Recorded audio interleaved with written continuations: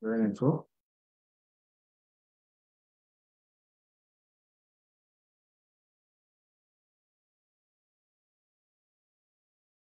I think we can start now. Tunda na ga mutane da an yi joinin ko doctor? Yeah, it's exactly To time, so you alhamdulillah. can To start. alhamdulillah. So assalamu alaikum everyone.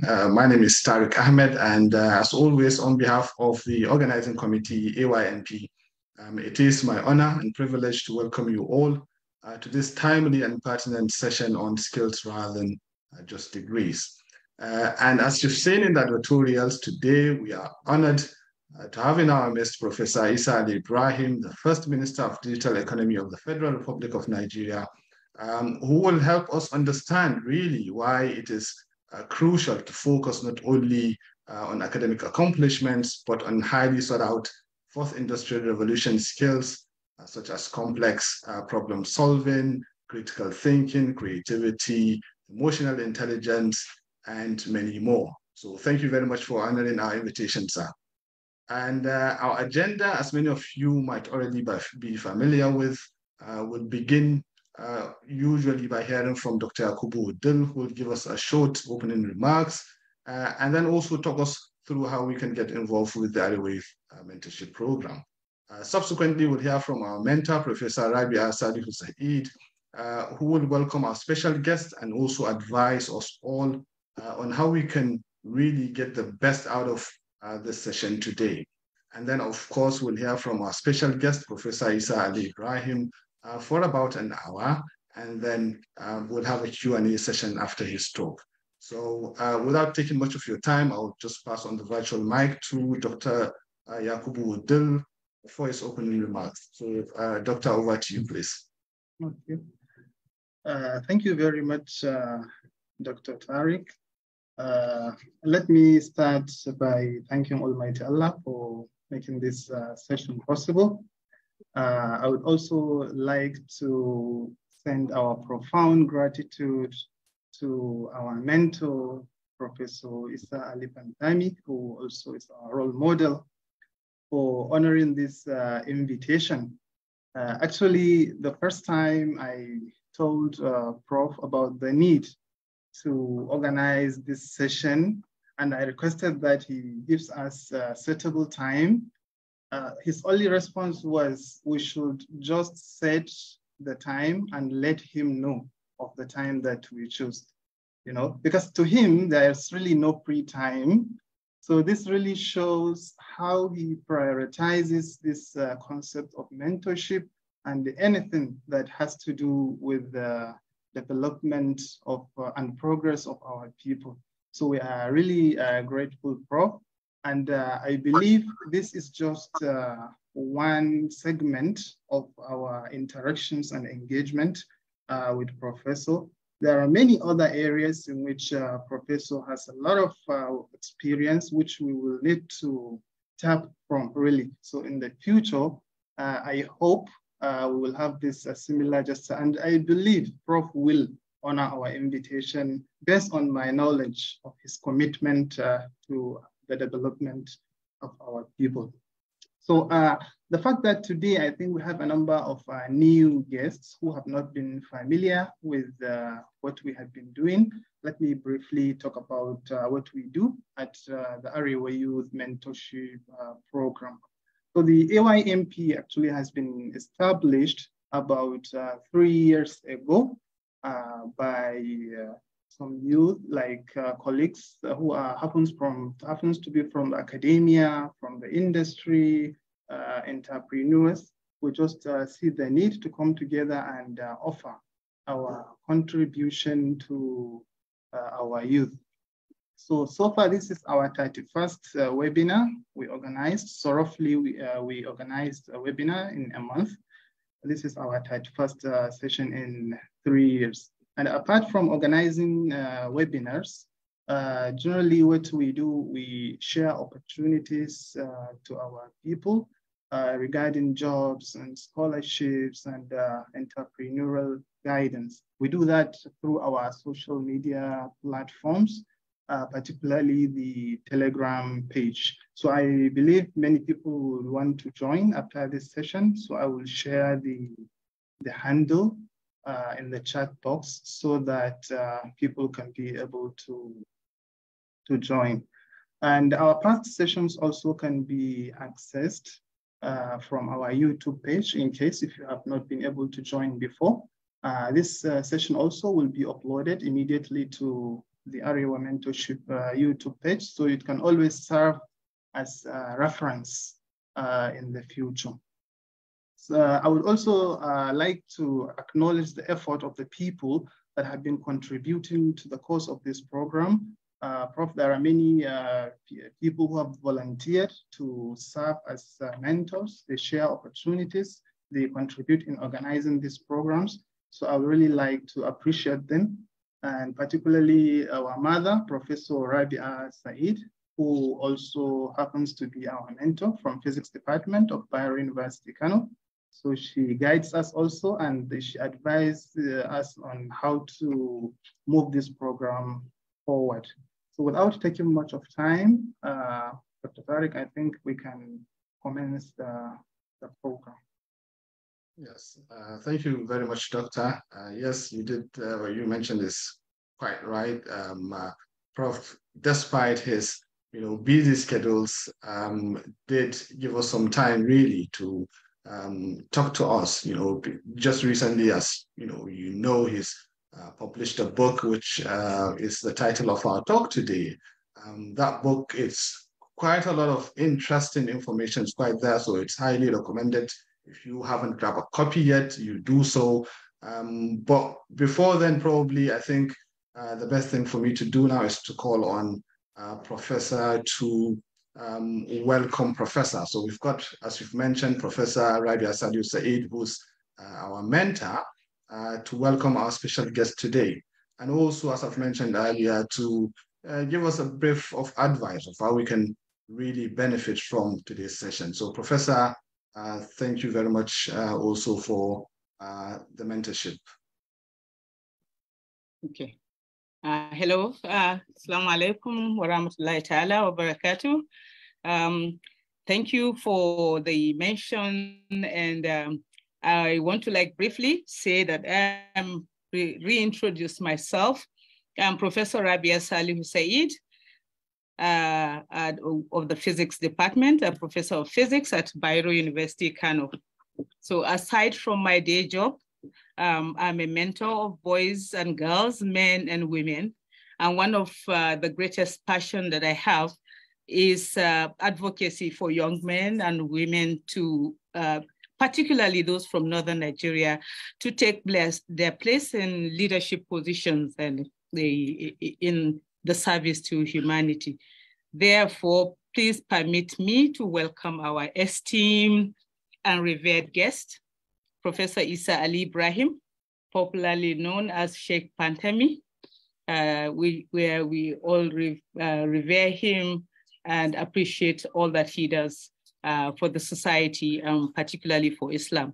It is my privilege and honor to welcome him to this session and to thank him for accepting our invitation.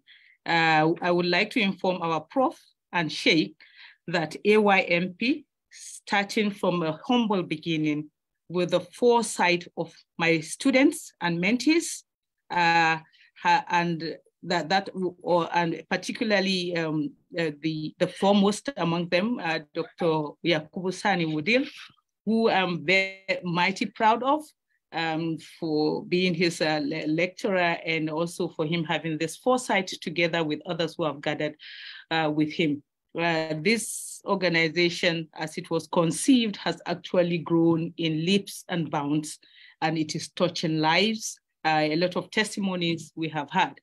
A lot has been set in motion, and we have registered our presence in the virtual space, and therefore also planning to register the presence in the physical space by establishing a physical office with a space for one-on-one mentoring and a dream of a library, both physical and virtual, and probably virtual, in this case, digital, which I know that our prof is very familiar with, that mentees can consult for resources on skills and degrees, because I believe that we can have both.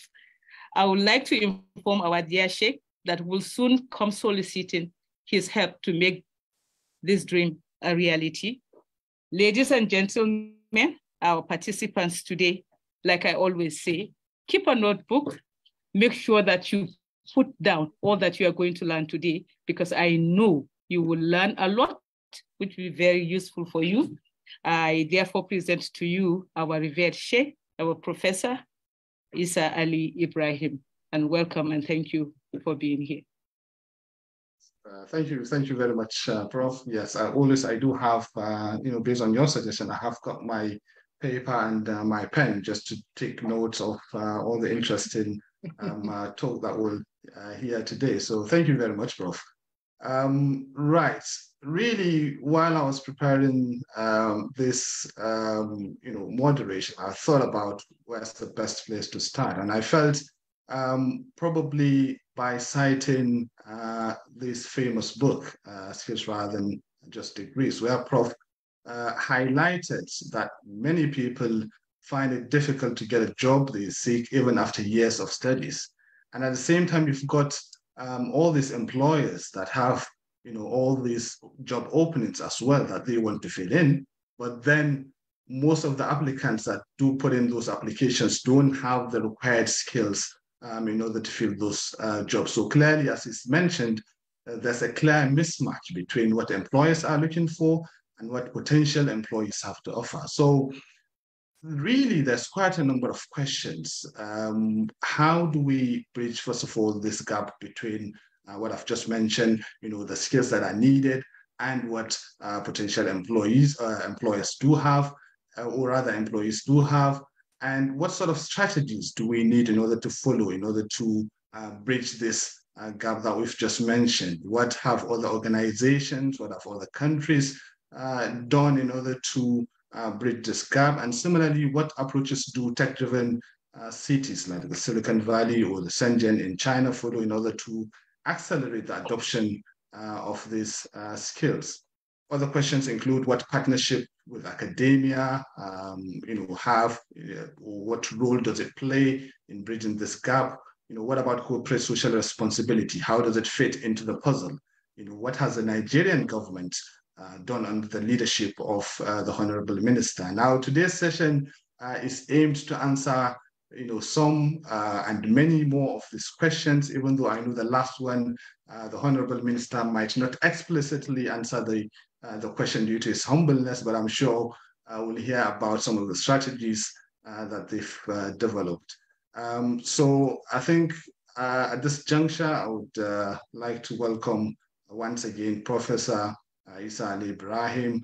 But before then, I think maybe a short introduction. Again, I think, talking through the achievements of Prof, it's a lecture on its own. So I do apologize for cutting your CV short, Prof. I've got a few pages which I've got down. So Professor Isa Ali Ibrahim was born in Pantami of Gombe State, Nigeria, and he was the Minister of Communication and the first ever Minister of Digital Economy of the Federal Republic of Nigeria, a position that he held from 2019 to 2023. He obtained a 5-year Bachelor of Technology degree in Computer Science from Abubakar Tafawa Balewa University in Bauchi, and then proceeded to acquire 2 master's degrees, an MSc in Computer Science and an MBA in Technology Management from the same institution in quick succession. He then went on to Robert Gordon University in Aberdeen, where he obtained a 1-year postgraduate certificate in research methods and then a PhD in computer information systems. Professor Ibrahim teaches cybersecurity and information security and also supervises postgraduate research students and partake in community service as the first professor of cybersecurity in the Federal University of Technology in Imo State. And he took the appointment since March 2021, and he is also the first professor of cybersecurity from the northern part of the country. He has the distinction of being the first and only African so far to be certified as a fellow of the UK Chartered Institute of Information Security amongst 89 other fellows. He was also appointed by the International Telecommunications Union as the chairman of the World Summit of the Information Security 2022, and his tenure did mark an outstanding transformation of the program, as it was attested by the Secretary General and other top-ranking officials of the United Nations.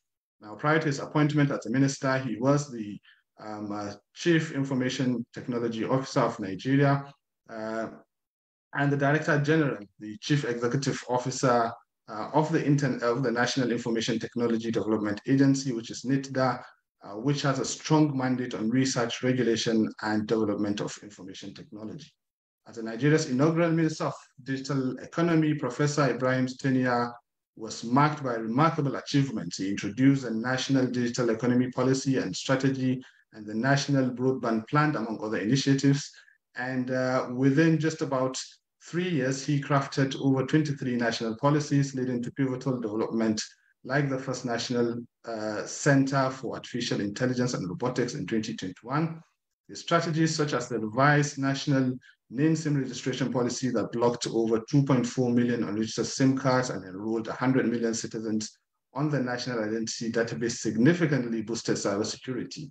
With his guidance, the communications and digital economy sector saw an unmatched influx of new policies and over 4,300 successful projects under parastatal agencies which he supervised. His exceptional achievement and performance was applauded internationally with distinctions in all the ministerial deliverables, a testament to his dedication and brilliance.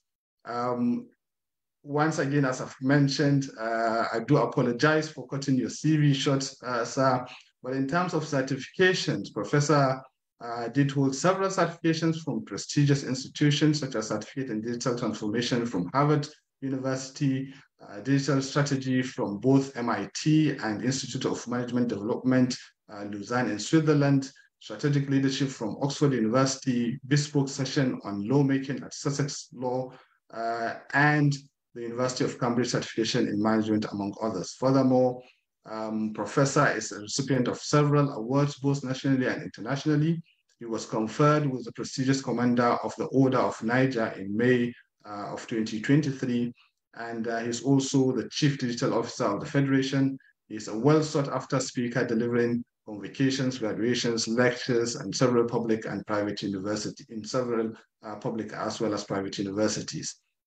Professor Ibrahim has been the champion of the MIT RAPE program, so the Abuja RAPE program from 2019 to 2021, and he has published several academic articles in professional journals, presented papers in more than 190 conferences, and published several books, among which include the skills rather than just degrees, the edification of society to foster an internet economy, building a digital economy, and many more.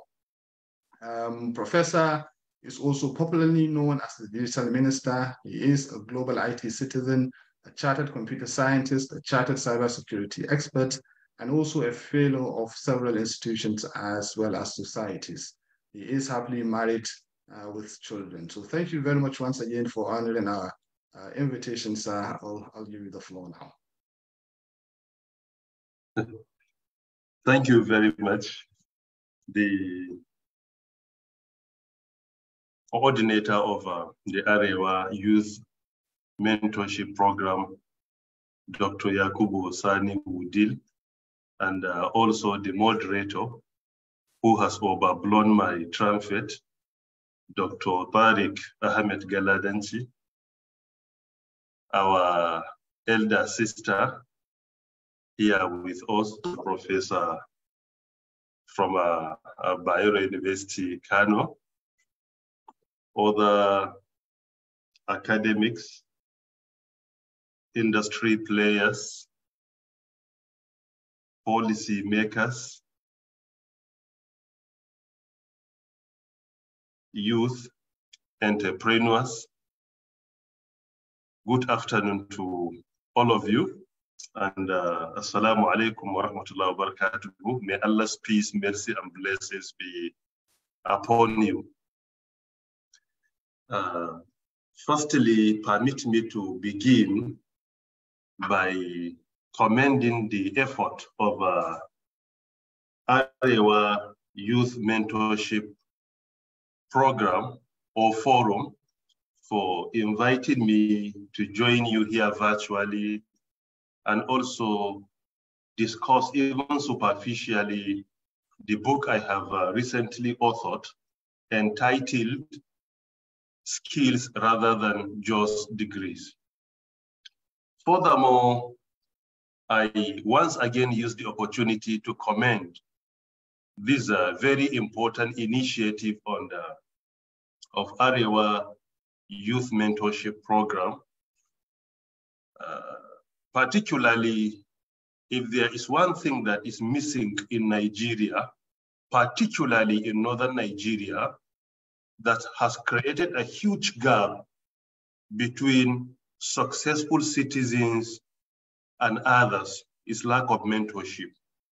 There is a huge gap today between citizens that are so far successful in life and those that are struggling to be successful. That gap can easily be bridged by a mentorship program where we invite our youth, we discuss with them, we allow them to ask questions, to criticize constructively, and also we guide them through the process. It is because of this, I personally commend this initiative, and I'm very proud to be part and parcel of it. In addition, I'm not here to make any presentation, but rather I'm only here to present the book, why the book was authored, and also to go superficially through the content and maybe point out some important areas that I think are very relevant to us here. And in the end, I will appreciate if an ample time is given to those who joined us online. I can see here, even the house is full. And just before starting, I discovered even online through a page bearing my name with over 1,300, more than 1,300 followers among many other platforms. So I'm more interested in making this program to be like an engagement, because there could be questions, there could be misconceptions, there could be guidance needed, so that through answering questions, I will be able to address all these issues. Prior to that, I begin by presenting the book to all of you here, which is Skills Rather Than Just Degrees. And I know it is available on Amazon and other e-commerce platforms if you are willing to buy. This book was unveiled and launched on the 24th November 2022 at the Transcorp Hilton here, Abuja. During the unveiling of the book, the Executive Secretary of the National Universities Commission was there. Executive Secretary of National Technical Board was also there. The Executive Secretary of NCCE was there in charge of colleges of education, and in attendance around 22 university vice chancellors attended the event. In addition to other academics and government officials, the vice chancellor of ABU, I believe, was there. BUK was there. That of Amfordio University was there. Gashua Federal University was also there. From the south, I believe the vice chancellor of University of Lagos was there. That of Port Harcourt was there. That of University of Ibadan was also there, among many other vice chancellors. Around 22 vice chancellors attended the event, some even from private universities. So actually, I'm only here to present my own advocacy, what I call paradigm shift. It is all about challenging us to make a shift from where we are to another position. As our elder sister, our professor of physics earlier mentioned, even the book emphasizes more on combining the two. The book is not in any way condemning certificates, but rather the book is agitating that acquiring an empty certificate today is not enough. Even if certificate becomes your own path of getting a job, that empty certificate will not in any way make it possible for you to do the job. Your career progression requires many skills. So our focus is to ensure that our certificates are not empty. That is what the book advocates, to ensure that certificates are not empty. And secondly, they are not only theoretical. And thirdly, to convince ourselves that certificates may expire today.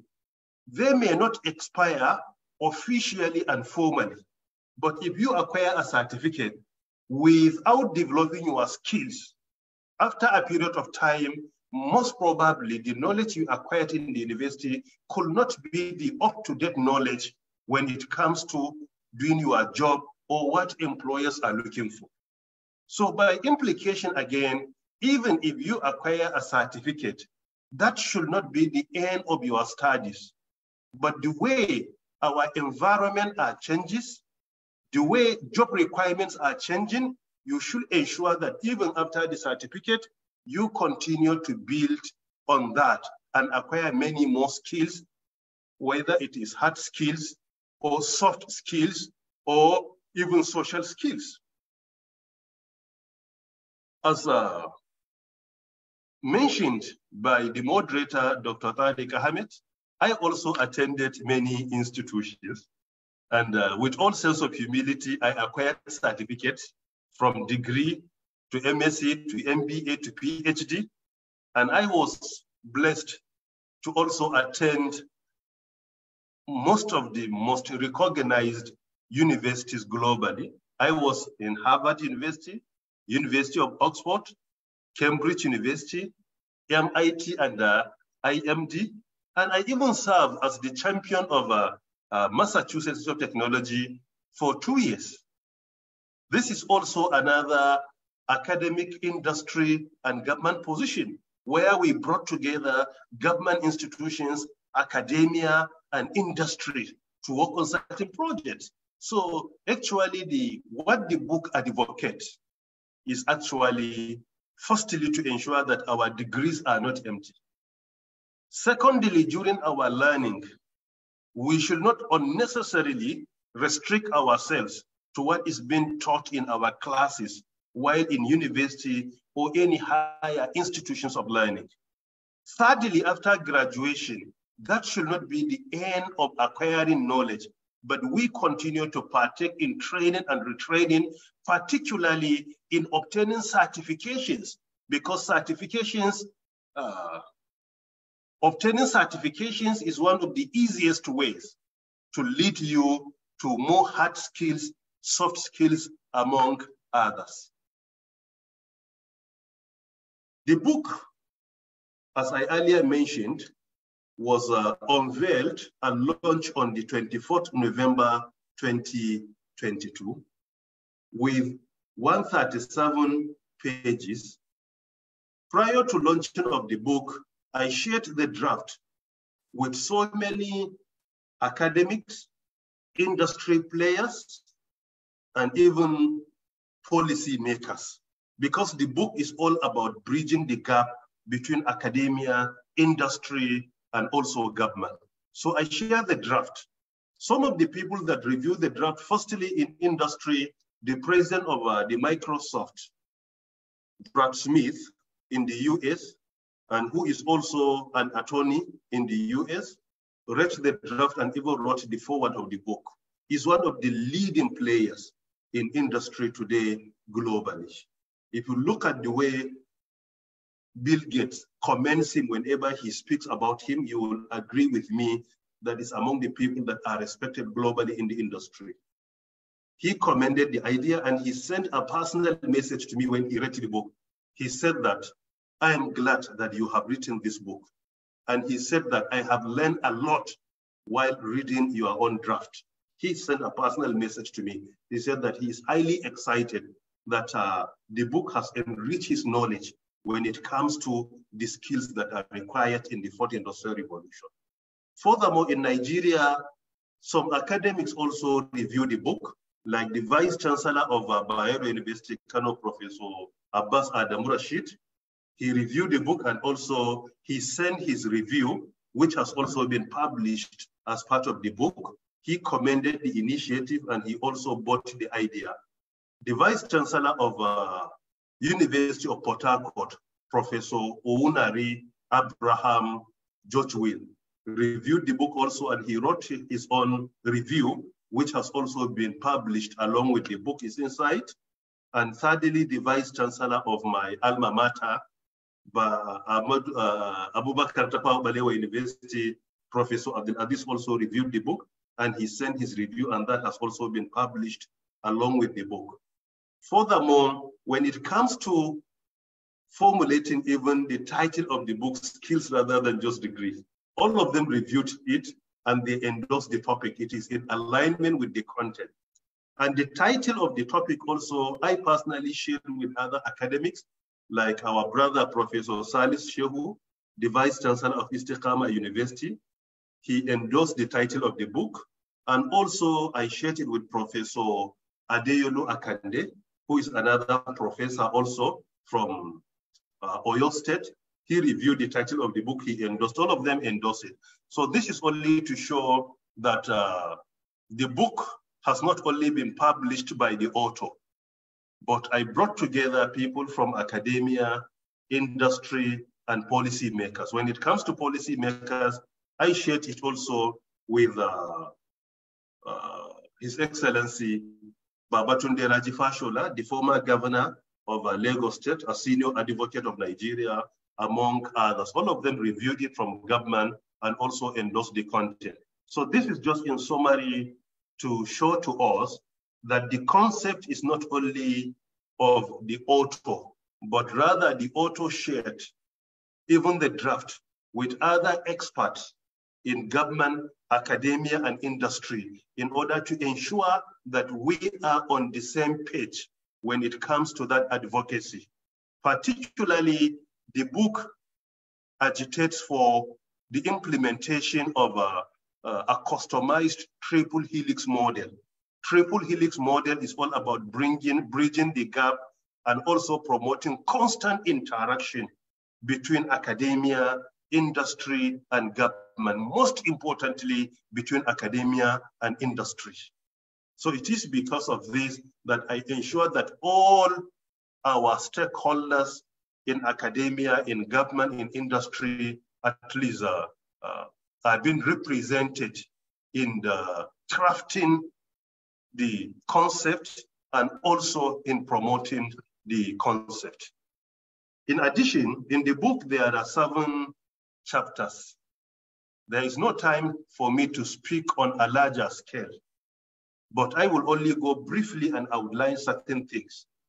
And I do hope that an ample time, enough time is going to be given to the participants in order to at least comment on it, ask questions, and criticize constructively, because I'm here for it. If you have any disagreement, then you can come out and criticize before the author and allow him to defend himself. So it is an intellectual and academic discussion. Don't feel like maybe the author is your teacher or you respect him either academically, religiously, and otherwise. No, you are free to come. And if you know anybody also who doesn't share the same paradigm shift, before the end of the event, you may wish to invite him. Let him please join us to discuss what the book is all about, and let him come out and comment positively or negatively about the paradigm shift we are promoting. Furthermore, some of the major reasons that this book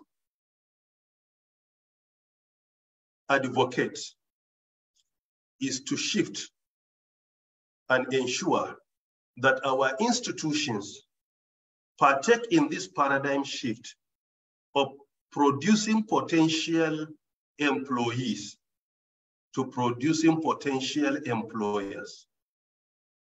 Secondly, to ensure that the certificates we give to students, diploma, NCE, BSc, BTech, B Engineering, MSc, MBA, PhD are not empty. Thirdly, to also ensure that we prioritize skills while in university rather than theories. Fourthly, to also support in economic development and address the challenge of unemployment on one hand and unemployability on the other. Because sometimes in Nigeria, when we discuss the challenge of unemployment, we intentionally ignore the issue of unemployability.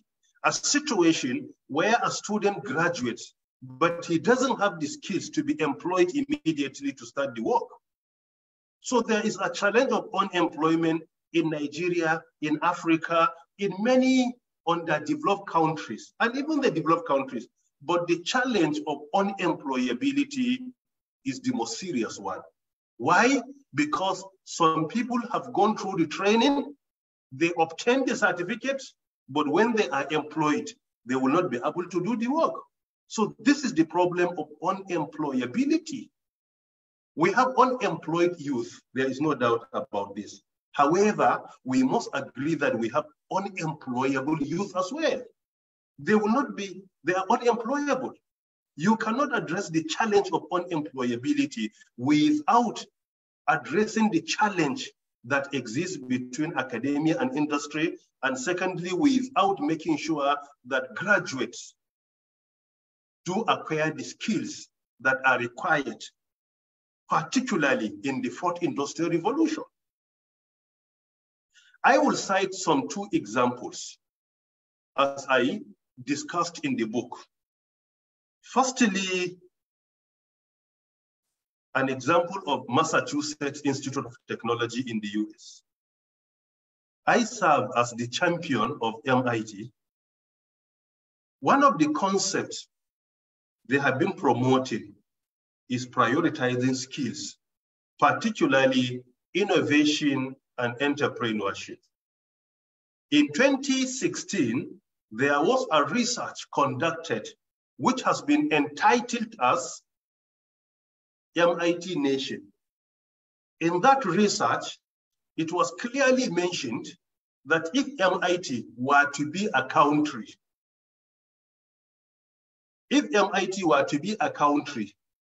as in 2016, MIT could be the 10th largest economy globally, ahead of India.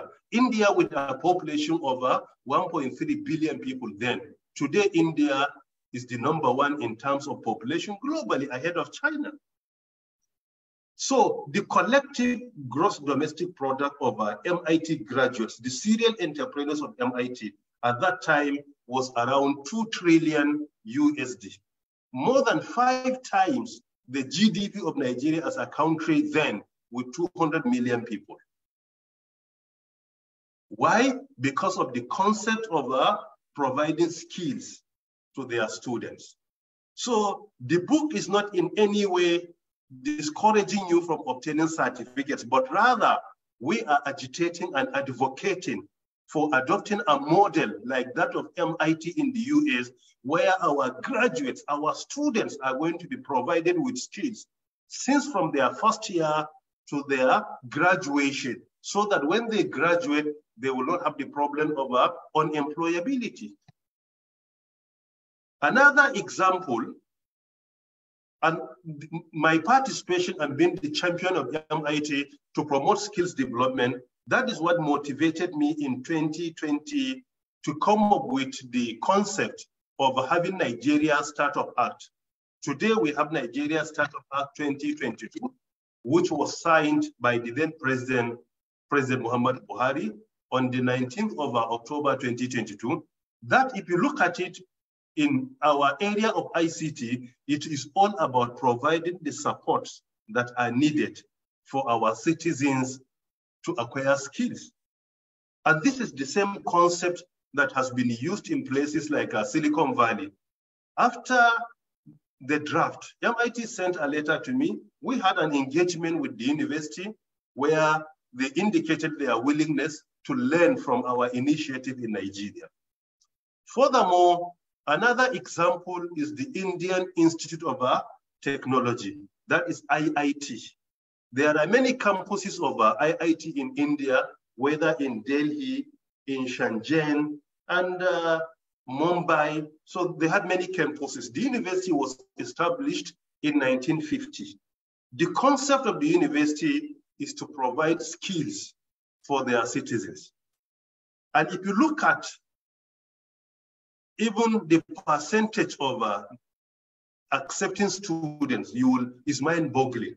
The percentage of getting admitted into the university is around 2%, even more difficult than that of Harvard University. Today, if you look at the concept of IIT in India, you will discover, because of the way and manner they promote skills, many tech giants, many companies, global companies in the world, go to IIT India a year or two before students graduate.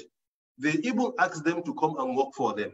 Most of them graduate while their own employment is waiting for them, even before graduation, some 2 years to their graduation.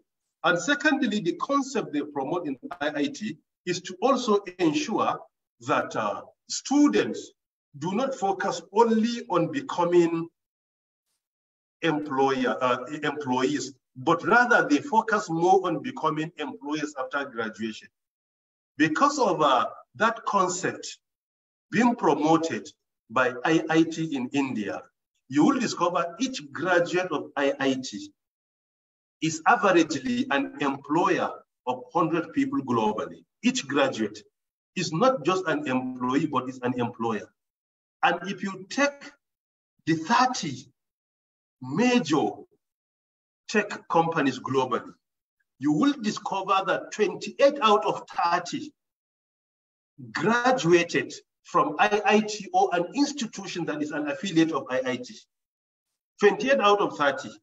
Take, for instance, the CEO of Google came from IIT India.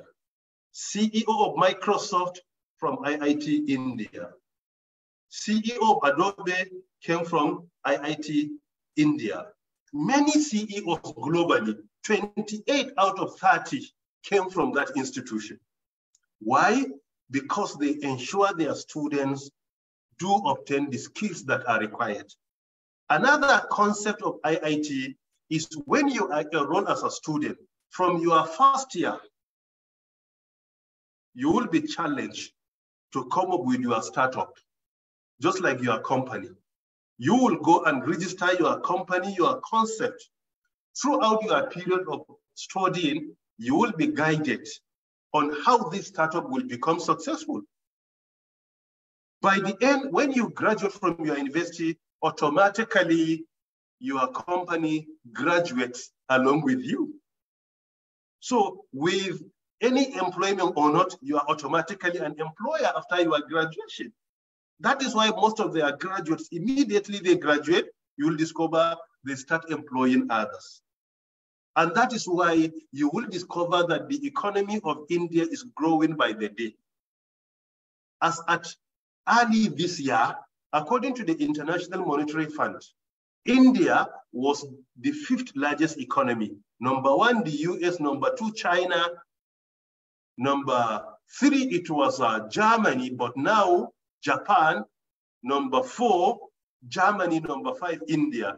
And India was number 6 before, but now India is ahead of the United Kingdom. This is to show to us how this concept is yielding a positive result in other countries. And it is very important that we ensure that students do acquire skills. And even if your university or your polytechnic or college of education fails to give you the skills, this is not a reason why you should just sit down. There are 1,001 ways where you can obtain skills today. Instead of wasting your time sometimes on the Facebook or Twitter or Instagram or WhatsApp, there are so many beneficial programs being conducted by Harvard or MIT or Cambridge or Oxford online. You can follow them. there are many certifications for free. You can follow them. It is not necessary that whatever is required, your institution must provide, but you have to ensure that you build your skills. And this is indeed very important.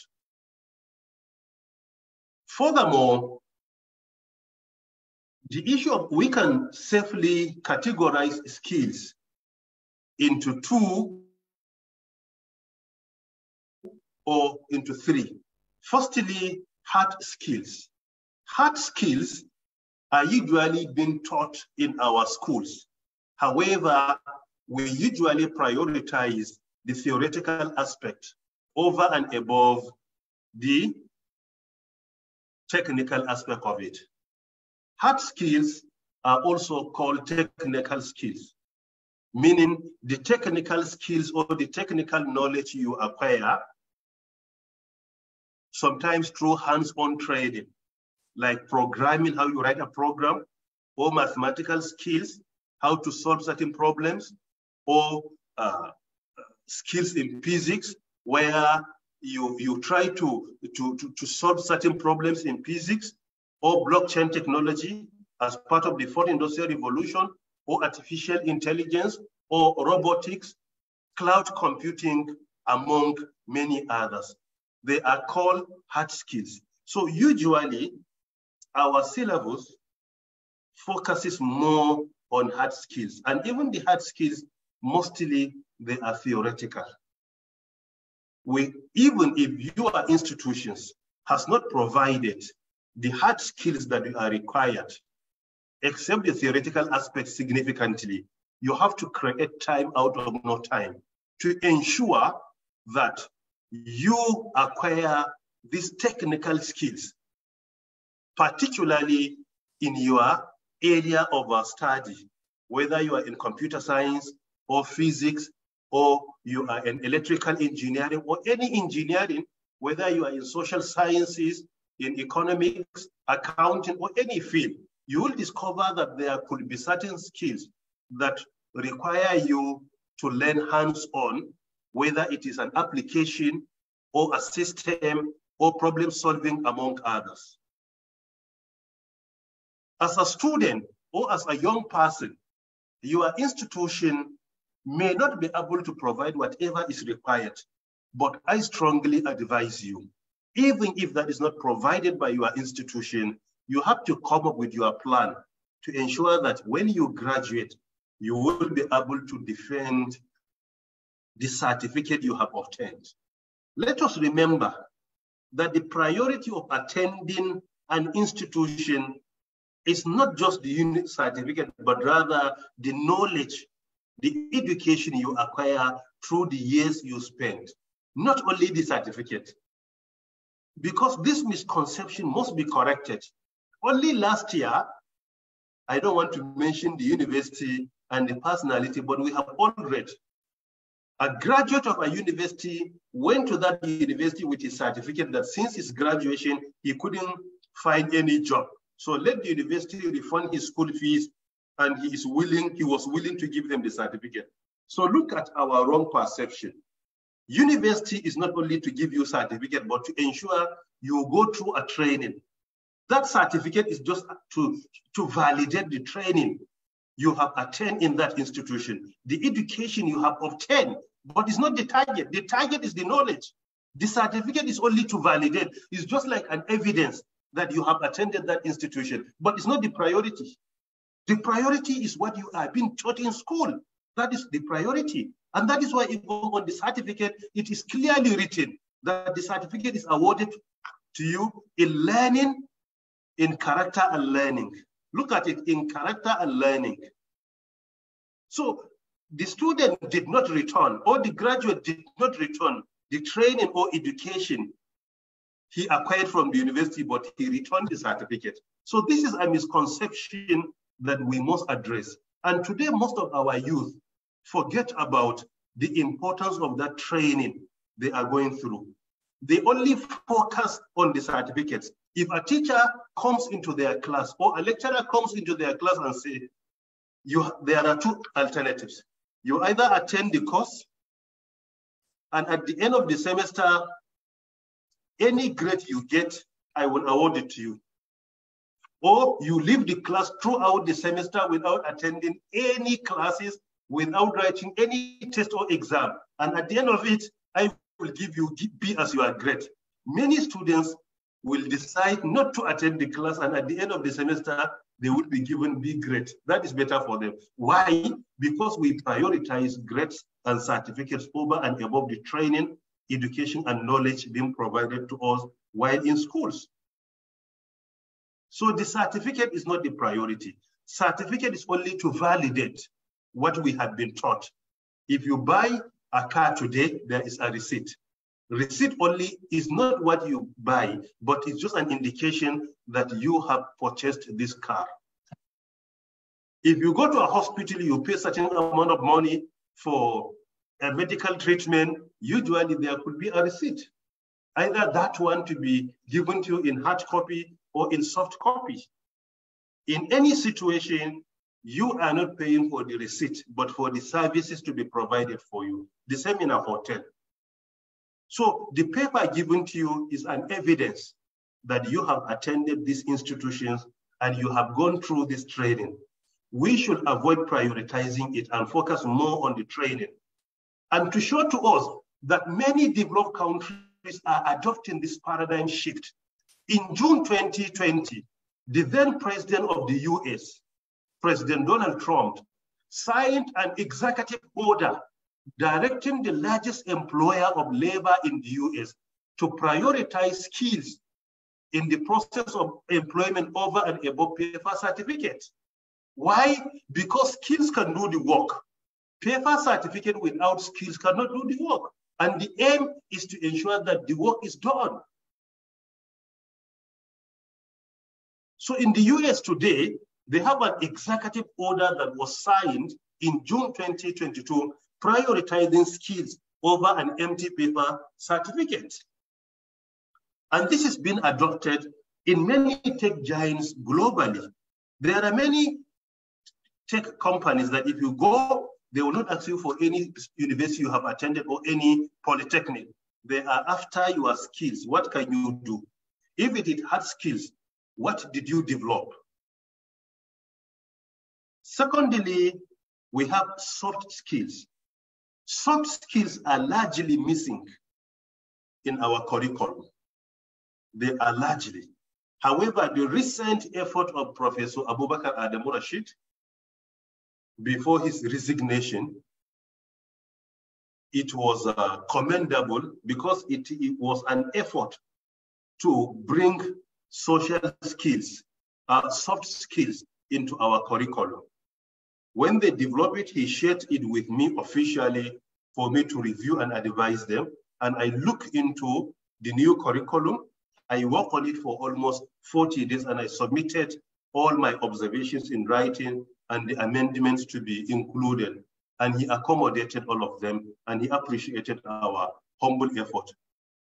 Prior to that, soft skills, you will discover are completely missing in our curriculum.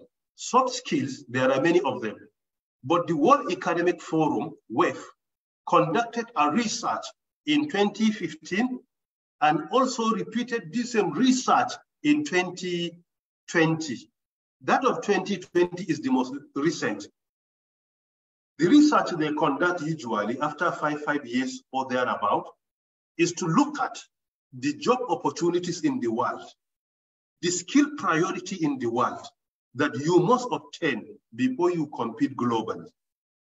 They recommended many skills, but I want to emphasize more on the skills that have been consistent since 2015 to date. They are very relevant. If you want to apply for any job, if you want to solve any problem, if you want to be successful in life today as an entrepreneur or as an employee or as an employer or as an entrepreneur, you must acquire these skills. Otherwise, sooner or later, your initiative could expire. I will mention superficially at least 7 to 8 of them that have been consistent. Number one is critical thinking. Critical thinking is important that we must allow our students, our youth, to be creating time every day to partake in critical thinking. Critical thinking has around 5 steps. For example, there is observation, analyzing, inference, and complex problem solving. These are the stages of critical thinking. Critical thinking brought about most of the global solutions we are enjoying today. Critical thinking brought about Uber. Just to sit down and think critically, identify a problem and come up with a solution. Critical thinking brought about Facebook or Metaverse or Meta. Critical thinking brought about artificial intelligence solutions we are using today, ChatGPT or GP, among others, through critical thinking. So today, if critical thinking is adopted in our institutions, or we adopt them at personal level, an undergraduate problem, an undergraduate thesis or project in a university should not be just for a prerequisite for graduation. It should solve a minimum of one problem being encountered by at least 1 million people globally. One problem. So solutions through critical thinking, our undergraduate projects are going to address the challenges we are being confronted with today, either economic challenges, security challenges, among others. Without critical thinking, we cannot go anywhere. The way our youth spend time dancing on Instagram or TikTok, how do you anticipate these people to partake in critical thinking? Take, for instance, Gmail. The entire Gmail of Google came about because of critical thinking. Google has a policy, what they call 20% policy. Within their working hours every day, staff and employees are given 20 minutes, 20% of their office hours to isolate themselves and partake in critical thinking. That is what happened. One of their staff identified a challenge of internal communication. He came up with Gmail account. That Gmail account was internally adopted by Google, and at the end of it, it becomes a global account. Today, it is one of the best global accounts you can have when it comes to your electronic mails. It's through critical thinking, 20% policy. You have 20% of your time to partake in critical thinking. It is important that in our institutions, we encourage our youth to partake in critical thinking, identify some problems, come up with their solutions. Their time should not be restricted only to garbage in, garbage out. It shouldn't be like that. Only to memorize maybe your class lectures and pass an examination. No, we have to challenge them to use their intellect to partake in critical thinking and come up with some solutions to complex problems we have been encountered with. And this is indeed very important. So critical thinking is key. There is no success today without critical thinking. Number 2, complex problem solving. After partaking in critical thinking, you have to identify complex problem and make an attempt to solve it. Complex problem. This is indeed very important as well. It's through complex problem solving.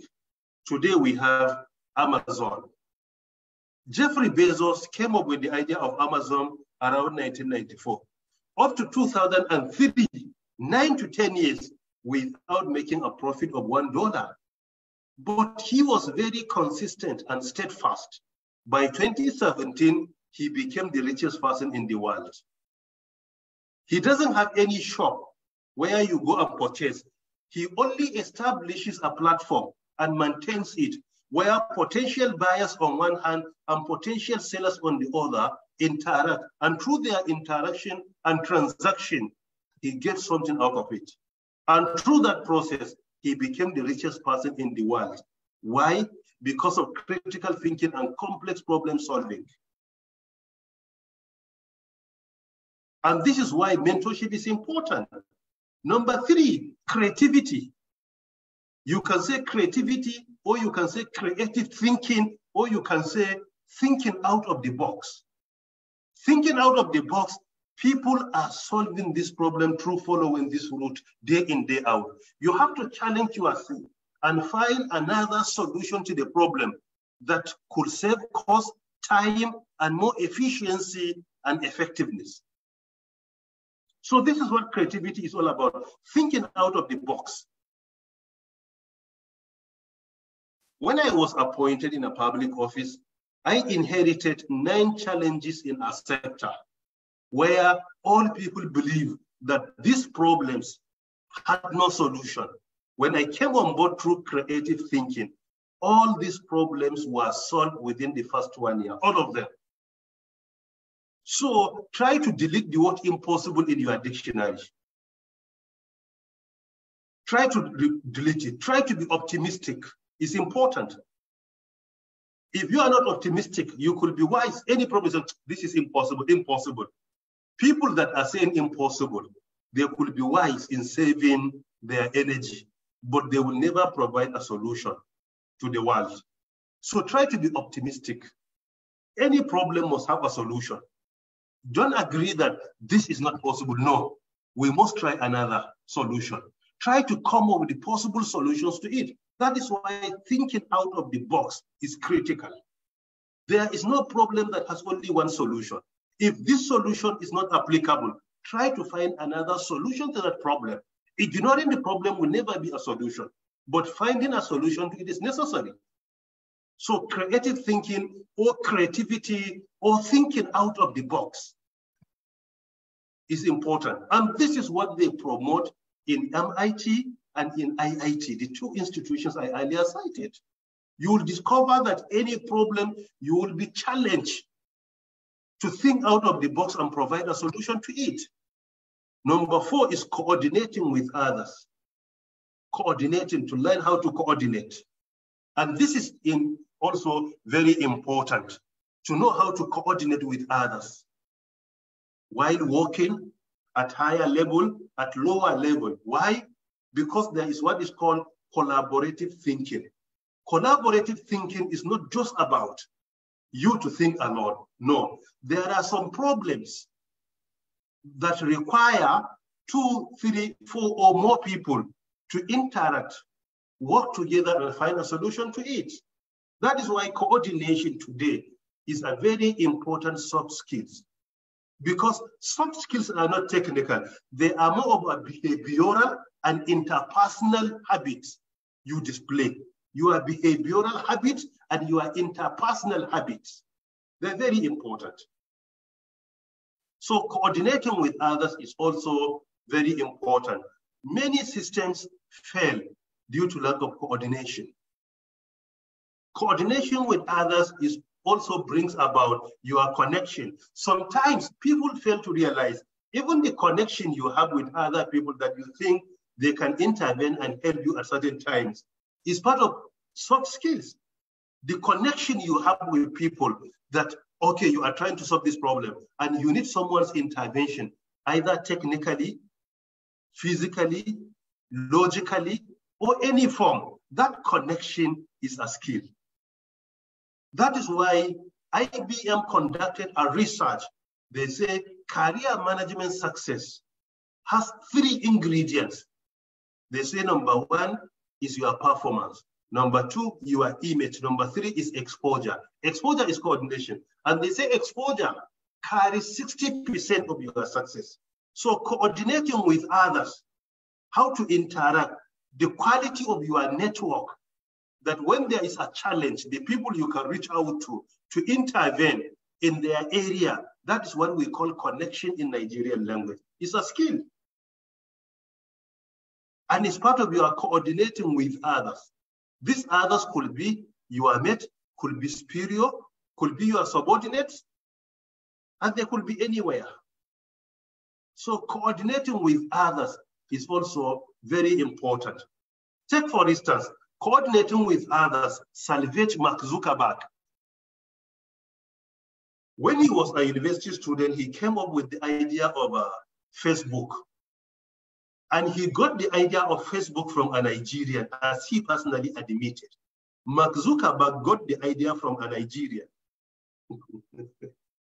He personally admitted.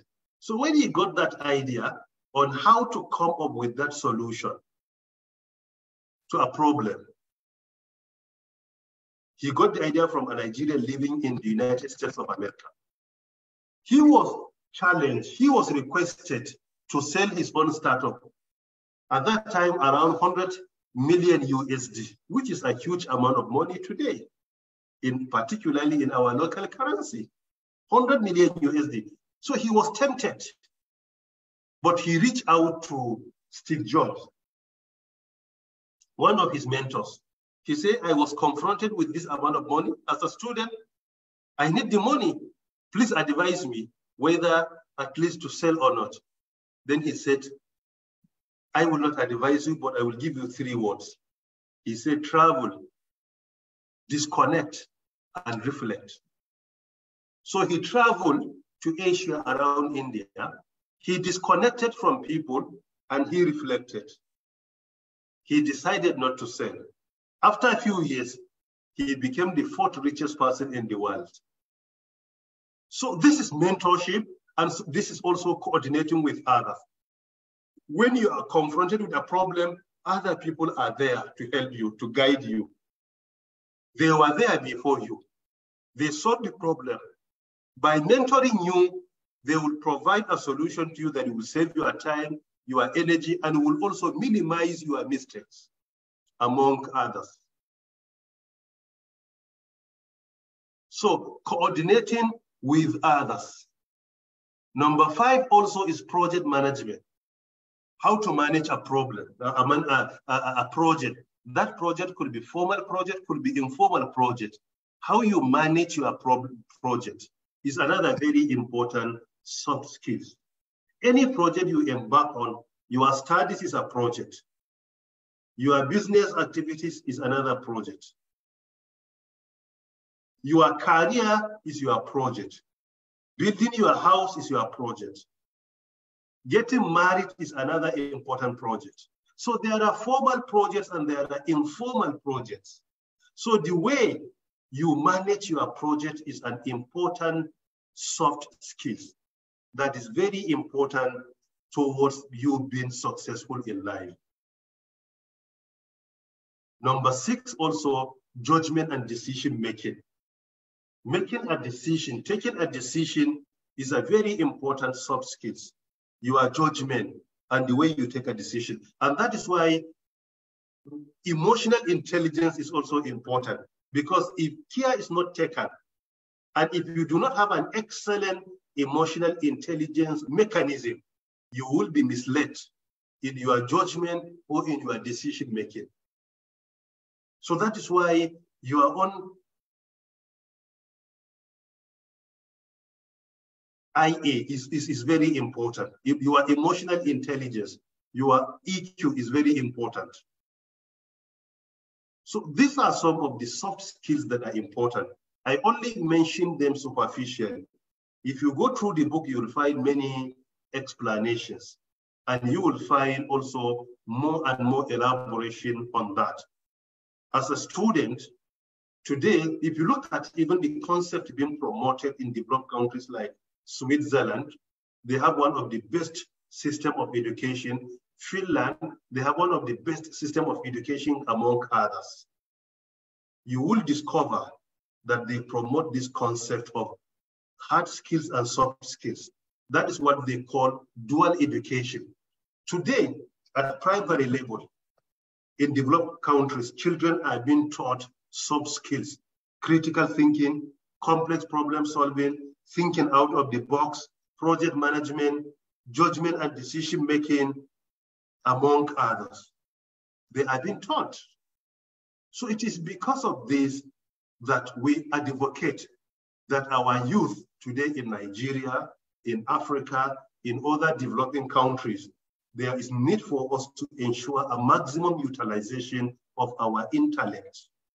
Not only to become consumers, we only get lecture notes, garbage in, garbage out during examination. At the end of it, you get A or B. That is not sufficient.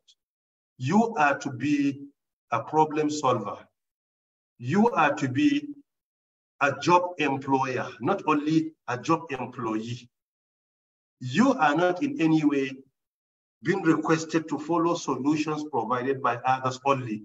Sometimes you follow a solution that has been provided by others on one hand. On the other, you try to provide solutions that others will emulate or adopt from you. These things are very important. Number 3, which is somehow part of soft skills. However, in the book I have mentioned with another title, that is social skills. Social skills are also important. Social skills are the skills that we use every day in our interaction and communicating with others. They are called social skills. We interact, we communicate with others. They are very important because first impression lasts long. When you interact with people, ensure that you leave a good impression in their hearts about your personality.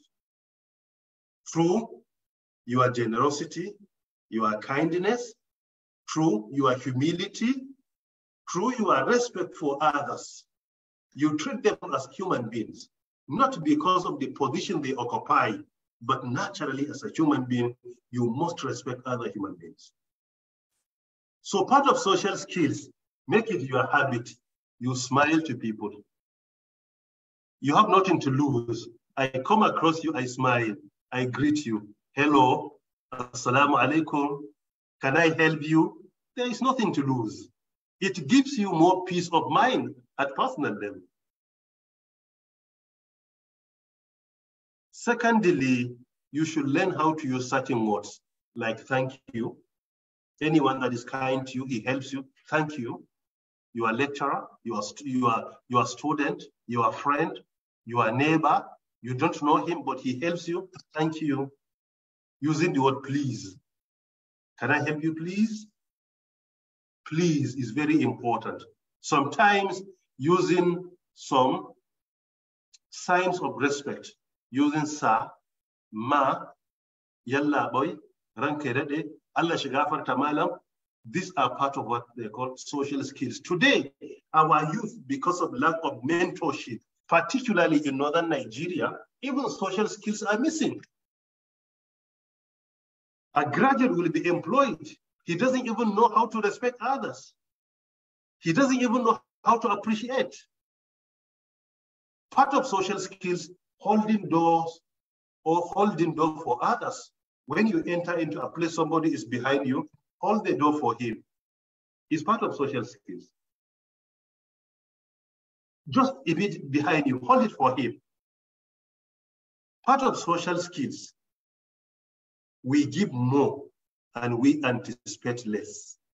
Whenever you are kind to someone, don't be kind in anticipation of him to be kind to you in the same way and manner. We are kind to others because kindness is good. Whether they are kind to us or not is part of social skills. Learn to forgive and forget is part of social skills. You listen more and say less is part of social skills. You listen more and you talk less. Part of social skills, you listen with the intention of learning, not the intention of finding faults to criticize. You always listen with the intention of your willingness to learn from others. There is no monopoly of wisdom and knowledge. You have to indicate that you are willing to learn from others. They are all part of our social skills. So today, when it comes to employment, it is not just about the certificate I obtain or the class of degree I have. These skills are very important. Certificate could give you an opportunity of employment, but definitely an empty certificate cannot take you to greater heights. You need skills to develop. You need skills for your career progression. And these skills are changing, particularly for those of us who graduated over 2 decades today. For example, you cannot anticipate that the skills you obtained then are relevant today. They are not. Not all of them are relevant. Some could be relevant. Even hard skills, not to talk of soft skills, even hard skills, some of them are not relevant today. At that time in university, you were being taught basic programming language only, Fortran, only Pascal, sometimes MATLAB, COBOL, and others. Today, even the software engineering is being consumed by artificial intelligence itself. It is being consumed today. So because of this, if you want to be successful in your career, you have to build the skills of making sure that your learning is constant. You are trying to update yourself with the challenges, with the skills that are required globally. And this thing is very important. Let us not undermine skills. They are being required today. If you apply for jobs, even internationally, it's not just about the certificate. Many institutions today do not even ask you your class of degree, even though it is important to you in some places, there is no doubt. And if you say your priority is only the certificate, not the training being provided by your institutions, are you aware that there are countries today that you cannot graduate with first class from Nigeria and get an employment directly? They can consider you as a student for your MSc or for your PhD, but with that terminal degree from Nigeria, particularly outside medicine and few other courses, there are countries that even your certificate will not be accepted. You have to know this. We have certificates. We studied in Nigeria. We studied outside Nigeria. We work in Nigeria. We work outside Nigeria. But definitely, based on experience, exposure, and many more. Today, employers are looking for people that will immediately add more value to their team, not employees that are looking for more training while on the job. We have to appreciate this. Some people may argue otherwise. Don't be angry. Why? Because it is only the level of their exposure. Your level of exposure determines how you think. It opens more doors for you. This is very important. So when you talk of whether you need connection, connection is part of the skills. It's a soft skills. And when you say connection, sometimes you only think of government employment. It is not about only government today. The opportunities of employment out there globally, they are even more important, more relevant, more beneficial than local employment you are looking for in your country. Even if it is working with government in other countries, there are places, even if you are looking for the payment, will not be compared to what you have been taught here, for example. So don't be narrow-minded person. No, the opportunities are there. And particularly in northern part of this country, we don't patronize in the global opportunities out there. We are narrow-minded people. We only think of our immediate environment. Sometimes somebody is not even thinking about his career. He is only interested in becoming a PA or SA. That is all what is enough for him. Why can't you think of how you can employ somebody to be your PA or your SA? You employ him to be your PA or your SA. In addition, through this concept of skill development, you will discover that many cities have been developed globally, and through mentorship, like this one being organized by Arewa Youth Mentorship Program. It is the same approach that produced Silicon Valley. Silicon Valley, the name was coined in 1972. When some silicon chips were used in developing semiconductors. From that name of silicon chips and semiconductors, Silicon Valley was coined. Today, Silicon Valley in America, because of mentorship there, you'll discover that there is no way to success without mentorship. I say it and I repeat it, no way to success without mentorship. It is not possible. the coordinator of this program, Dr. Yakubu, mentioned our elder sister, professor of physics from BUK, as his mentor. And he also mentioned the speaker today as his mentor. At least in Nigerian context and anywhere in the world, Dr. Yakubu is successful in life. Still, he feels he needs mentorship. So by implication, your mentor should be someone's mentee. We mentor others, but still we have our mentors in our life. That in certain situations, we reach out to them for guidance, and they provide the guidance we need. It's true mentorship and promotion of this industry and academia relationship brought about Silicon Valley. Today, if Silicon Valley were to be a country, as at 2022, it could have the highest GDP per capita or GDP per head globally. Because Luxembourg in Europe in 2020 was #1 in the world GDP per head with an 116,000 USD per head.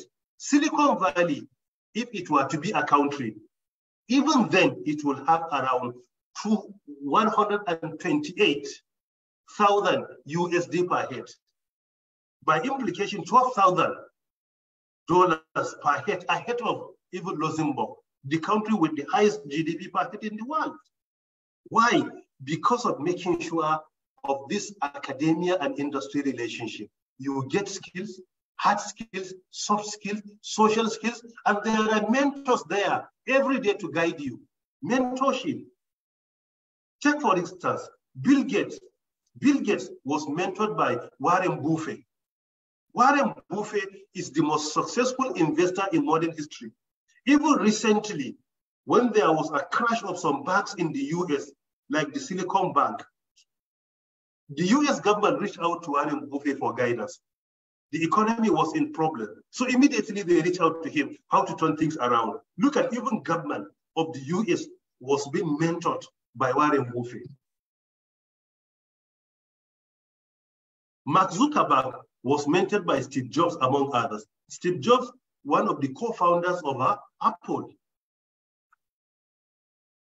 So you will not find a successful person without mentors. And we have to humble ourselves and be willing to learn. One of the most important lessons they teach in Silicon Valley, which I think is important, is they promote that failure is inevitable before you are successful. 2, don't consider failure as an opposite of success, but rather failure is the foundation of success. Because one setback should not discourage you. You have to keep on trying before you are successful. So each trial, you will discover you are building the foundation of your success. That is why they organize a conference annually where they mentor potential employees and entrepreneurs, people with their startups and students. They mentor them, fail fast, fail often. You will continue to fail until you are successful. That failure is not opposite to success, but it is the foundation of your success. And you have to consider it as such. Even the title of the conference is FailCon, meaning failure conference, to teach you how to accommodate failure. Jeffrey Bezos was mentored at Silicon Valley. If you look at the most successful investors, successful entrepreneurs among others, they were mentored in Silicon Valley. If you go to Shenzhen in India, Shenzhen in China, Shenzhen is another example.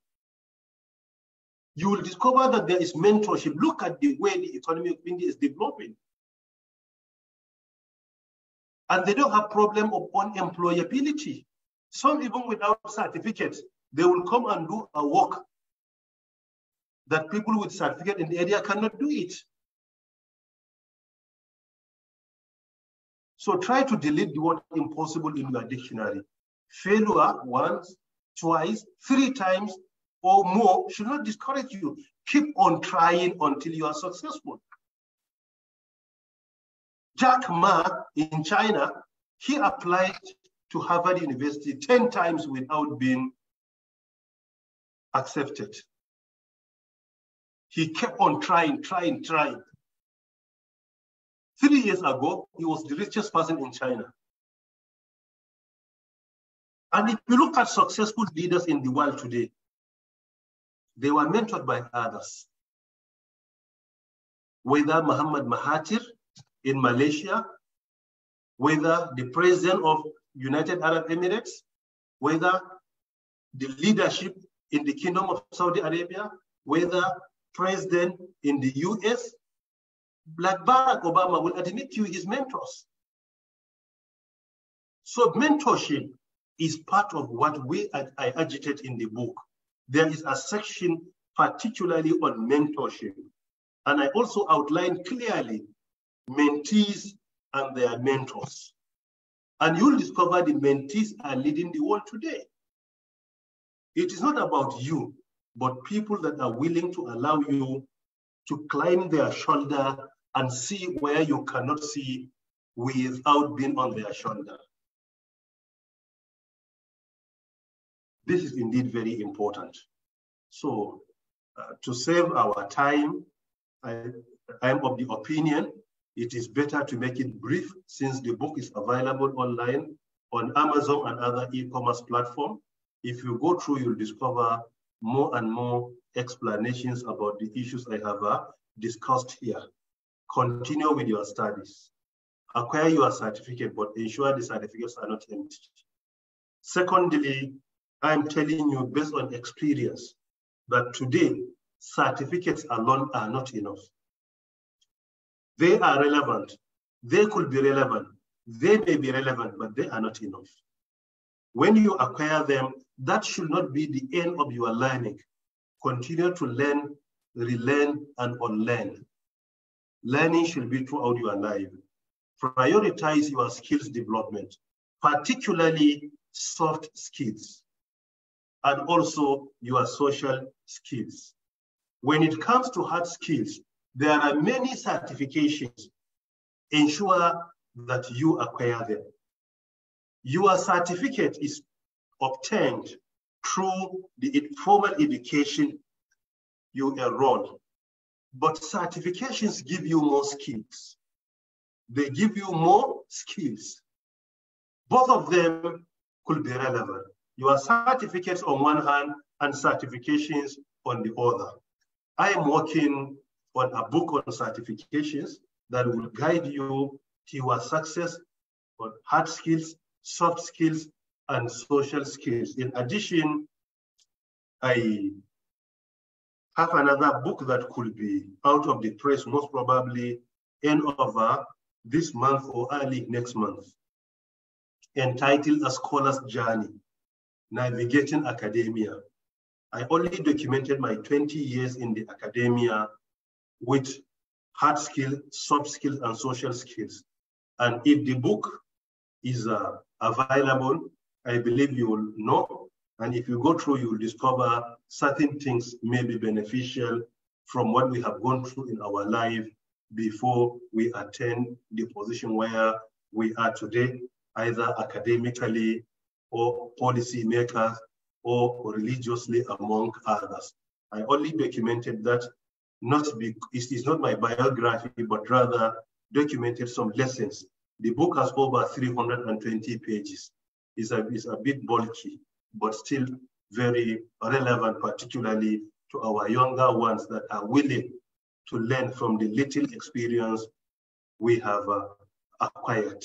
And I believe that if you follow, you will avoid some of our mistakes, you will save your time and energy, and you will be more successful than us, because mentee is supposed to be more successful than his mentor. What your mentor learns in 40 years, he could teach you in 40 days. And this is indeed very important, to allow more time for participants to interact with them.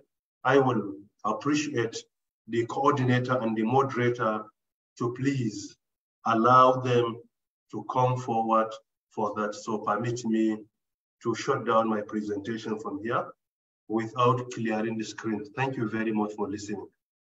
Thank you very much, sir. Wow, what a wonderful talk.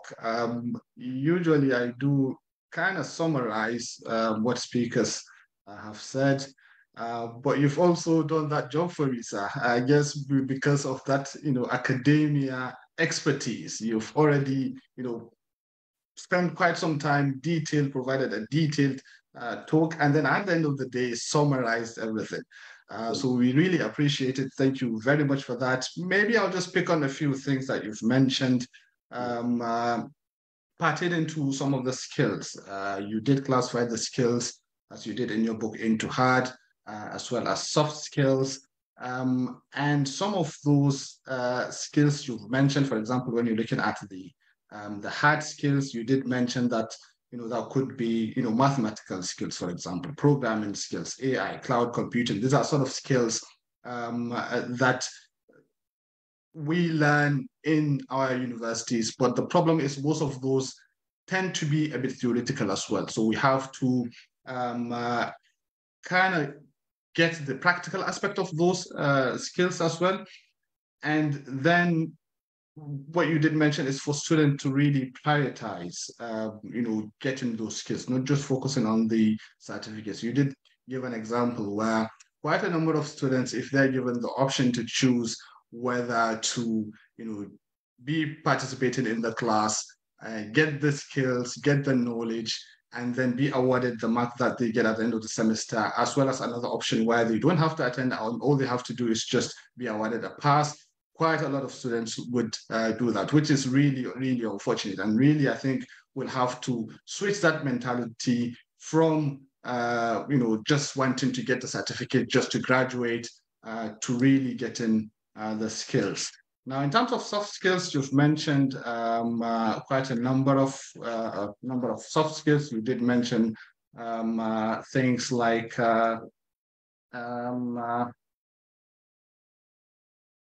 creativity, for example. You said creativity is all about thinking out of the box, right? You don't just agree that there's a single way of solving a particular problem, but rather think outside the box, find ways for which that particular problem could be solved. You talked about complex problem solving. So, a typical example you gave is Amazon, which came about due to this complex problem solving. And the example you also gave was, it took quite some time for Jeff Bezos to start making profit from his company. But then because of that dedication and his ability to, hone this particular skill, he's now one of the richest people in the world. You talked about critical thinking, which was actually the first soft skill that you've mentioned. You said quite a number of companies have came out of that,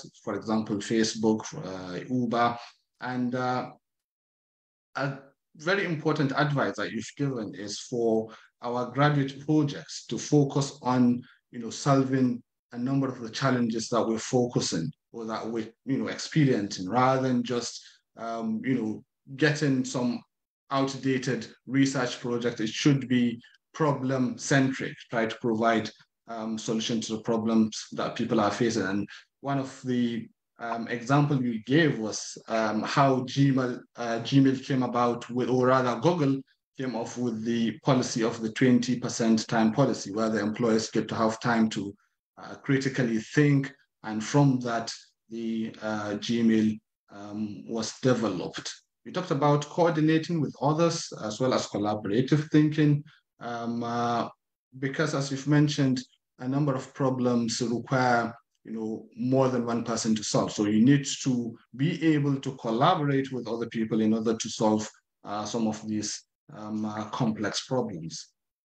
And another important skill you mentioned is the project management skill.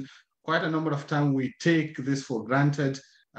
We have all the experience, as you've mentioned, things like building a house, getting married, but we don't really take those to be a project. We just focus on formal projects, but rather, what we need to start doing is to be honing those skills that we utilize in, those project management practices that we've encountered.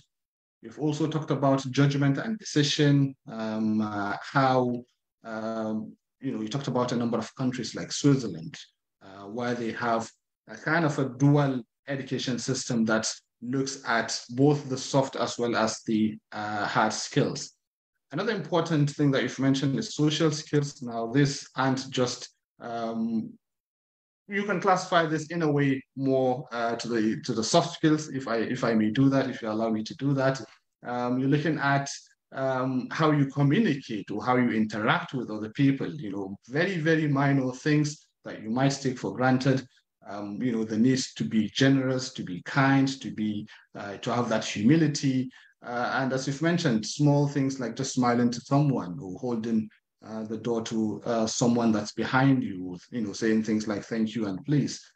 These are very, very important skills, which I think most of us should really focus on honing. You did mention, you did advise that we shouldn't be narrow-minded, as also highlighted that employers nowadays aren't just looking for employees that would just what they're really after is employees that will add value onto their organizations, not to employees who would, try to get those skills over time, which is really costly for them. So I think, of course, finally, you did spend quite some time talking about mentorship, how important mentorship is. And again, we really appreciate you being here to provide this mentorship session. You talked about mentorship specifically in terms of places like the Silicon Valley, where failure for them is inevitable. They have quite a number of quotes, such as they fail fast, fail often. They've got the failure conferences where people really celebrate failure. And I think this, again, is something that we'd have to, put at the back of our minds, that just because you fail doesn't mean that you can't make it. You just have to, keep failing, and then over time, you'll definitely make it. So thank you very much. I know I haven't done justice to what you've said. We really appreciate it. I'll call on Dr. Yakubu. I'm sure I've missed quite a number of things. We've got the organizing committee as well. I'm sure there might be a thing or two that they might also pick on. So Dr. Yakubu, anything that I've missed on that you want to add on to that? Thank you very much, Dr. Tariq. I think you have done well, really, in summarizing the wonderful speech by Prof.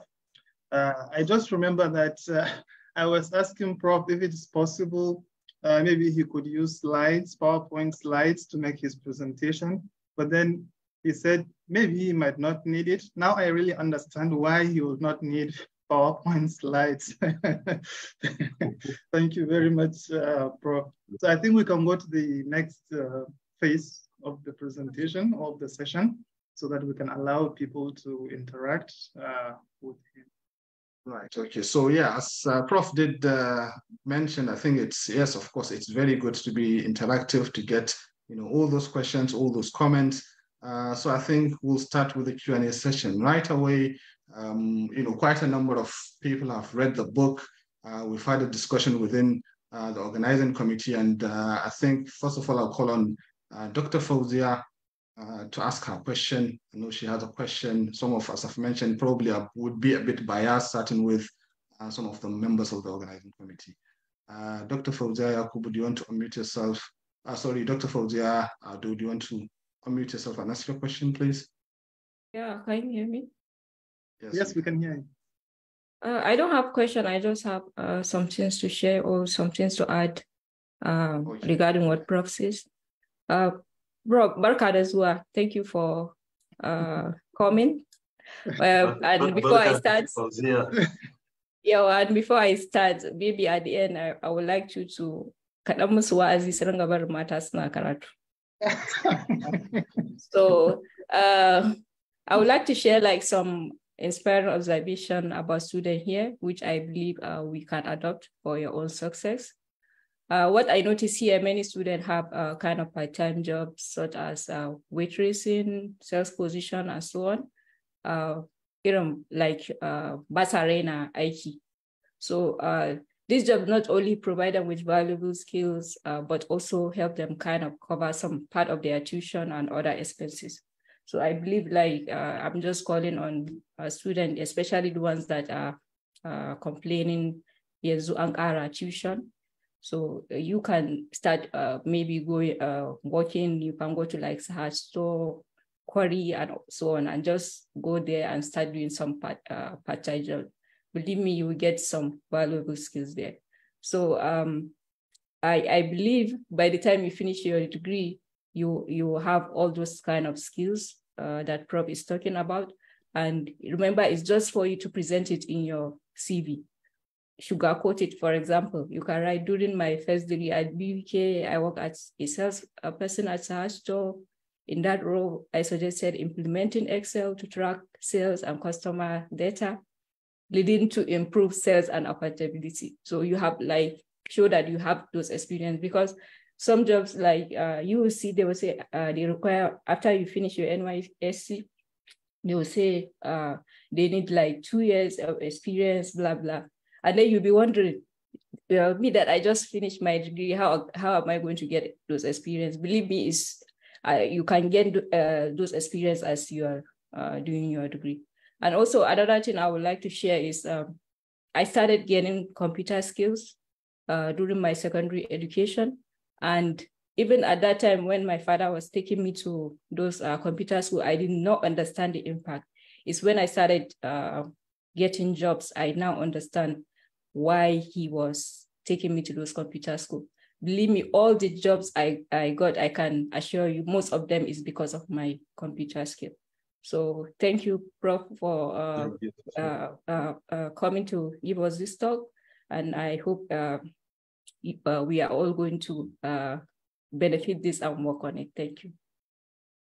Thank you very much for that. That was wonderful. I noticed Prof was really nodding. Probably he might want to say a thing or two pertaining to what you've said. Prof, do you have any comment to make, or do you want us to move on with maybe get more questions first? Okay, you may wish to add one more thing. All right, thank you. Okay, is Maji here? Because Maji had, I think, a comment or a question to make as well.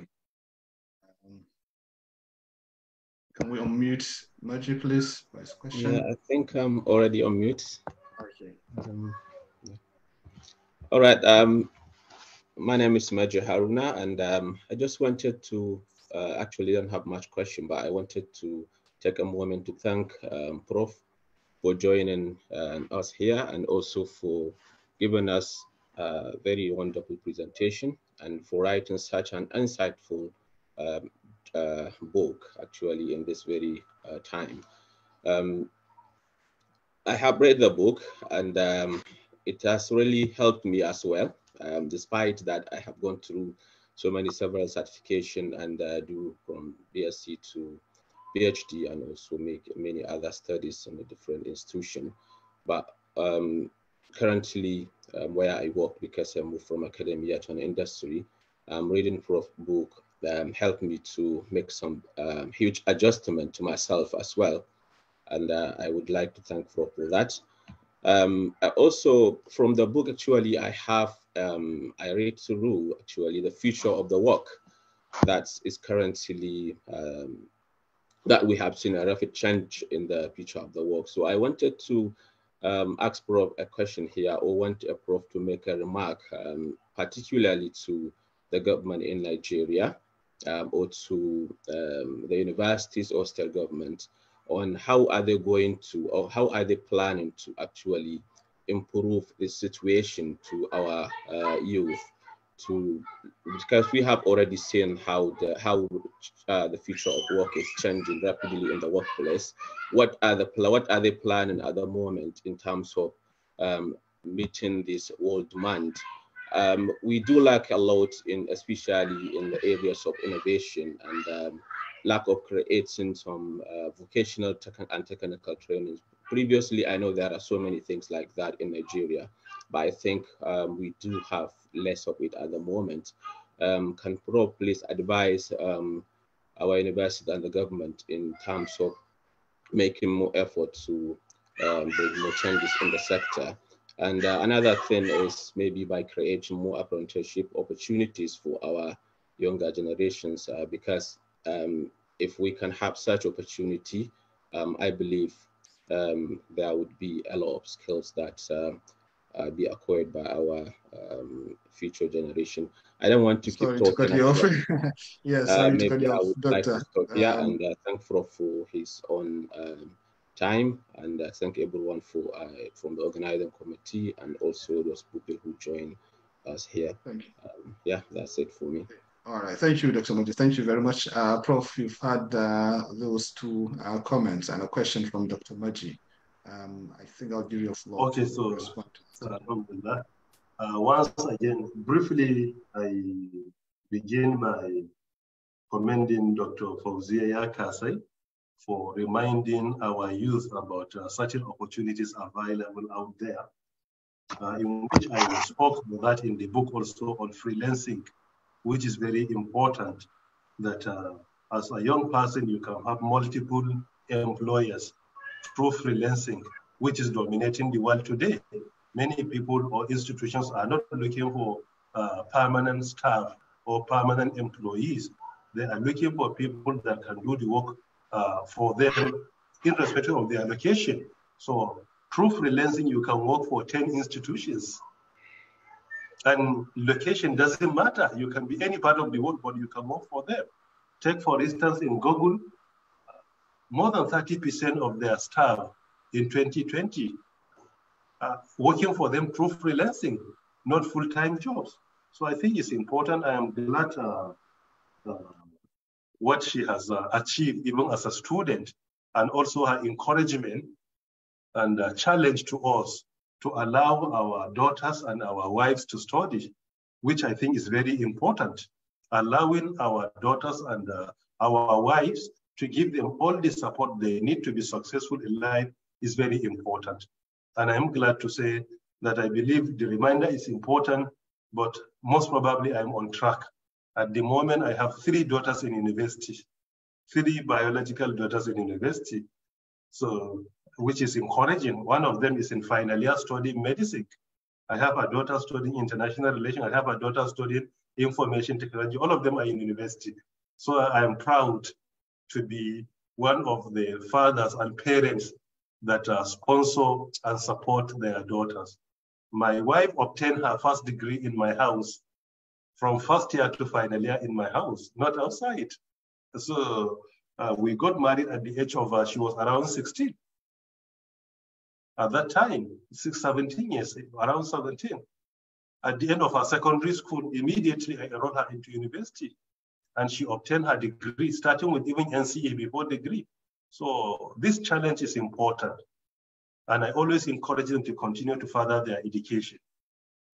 And furthermore, with regards to some kind words and commendations from Dr. Haruna Maje, and I believe they are also very relevant with regards to what he has mentioned in the book and also challenge to some of our students. I spoke on future of the work in the book, particularly on page 8 to page 9 up to page 10 and 11. Future of the work changes. And that is why in schools like IIT in India, curriculum is not static, it's flexible. It's flexible. And because of that, solid foundation is key. In the model of Indian Institute of Technology, most experienced academics teach most genius students. The most experienced professor in a faculty will teach 100 level students because they need a very strong foundation at that level. But today, most of our concepts you will discover a graduate assistant or assistant lecturer or lecturer 2 is teaching 100 level students, and the gap between them is not very wide. Sometimes the way he was treated before his graduation is the same way he will treat them. Instead of becoming their elder brother, he feels more of an opportunity for him to retaliate. I still teach in university. When I went to Federal University of Technology, Owerri teaching, I said I will not teach MSc students. I only teach 200 level students, because in cybersecurity, 100 level is a general course. Since the time I started working with them, all the courses I taught so far are for the lowest class where they offer cybersecurity courses, which is 200 level. MSc, I say no, because the mentorship I want to provide is more relevant to new students, because at that level, I treat them as my children and they treat me as their father. That is the relationship.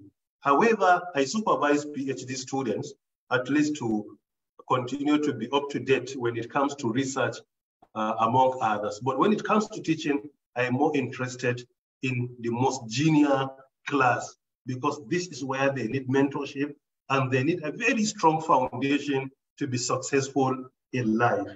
When it comes to the issue of government, there is no time for me to respond extensively and intensively on how government can provide the enabling environment. But I strongly agree with him that is very relevant. And that is why triple helix model is key. Academia, research and development, and sometimes even coming up with innovative ideas. Industry is all about the deployment, providing corporate social responsibilities, and also providing the hard skills that are required, while government providing the enabling environment for that relationship and constant interaction to be very successful by coming up with policies that are flexible and they are developmental, in addition to providing seed funding, grant, loan, among others. In that Nigeria Startup Act 2020, within the digital economy sector, all these challenges have been addressed, including a provision of providing soft loan, seed funding, among others, with a minimum of 10 to 20 billion naira to be spent by government annually to support our young innovators. We have addressed that aspect in the digital economy sector. Outside the sector, I believe it is difficult for me to speak on behalf of them, but I strongly agree that government needs to do a lot. And that is why in the book, if you look at page 93 and page 94, I emphasize more on funding our institutions, particularly research and development. Research and development. And so government must provide sufficient funding for research and development. However, another challenge to the academics, we should partake in research and development for the sake of research and development, not for the sake of that money to be paid or to be given. Some, they only conduct research in two situations. One, when there is research grant. If there is no money, no research. Secondly, when it is time for promotion. So he will try to acquire the minimum papers required for promotion. When he is promoted, that is the end of it. Many academics, when they become professors, with due apology to our sister, Professor Rabiat Said, I know she's not like that, since she produced somebody like Dr. Yakubu. Many, when they become professors, that is the end of their research. He becomes a professor in 2014. It was the last paper he published. No any other research, no book written. It shouldn't be like this. When you reach the peak of your career, it is the actual time for you to give more back to the society. And it is the time that your mistakes are going to be minimized more, and you become more authority in that area. So I believe there are challenges everywhere, and we must try to push and address them. Thank you very much. Thank you very much, sir. Right, okay, so I think I'll call on Usman Ali Lawan. Usman Ali Lawan, I think you have a comment or a question to make. You can unmute yourself. Sorry, because of my network issues, I won't be putting on the video. I want to thank Prof for his time and also for the detailed explanation and mentorship that we have received the last about 2 hours. Allah isakad al-khairi. Amen. Thank you. I am an advocate of what I call certificate, which is actually what Prof has written and said skills rather than just degree. I feel like the school system is been designed to produce people who just go to school for the purpose of the certificate. And without skills, the certificate is only a beautiful piece of paper with our names calligraphed on it. This is the way I like to say it. Having said that, nobody is better placed to start this advocacy than Prof himself. He is a Revered Sheikh, he is a professor, And also he's been in policy, so he is a model, and everybody will listen to him. And I am very happy that he's taken on this mantle. Again, Allah isakad al-khairi. However, my position and the question, or rather the appeal I will do to Prof is this. I feel like as much as we advocate to young people, which is mostly what we are doing, to take responsibility and, you know, be able to take care of themselves in terms of seeking mentorship, in terms of seeking skills and doing what's right by them. I also think that the university system and the government especially needs to address a lot of things. In our schools, for instance, some of the curriculum are probably 20, 30 years old.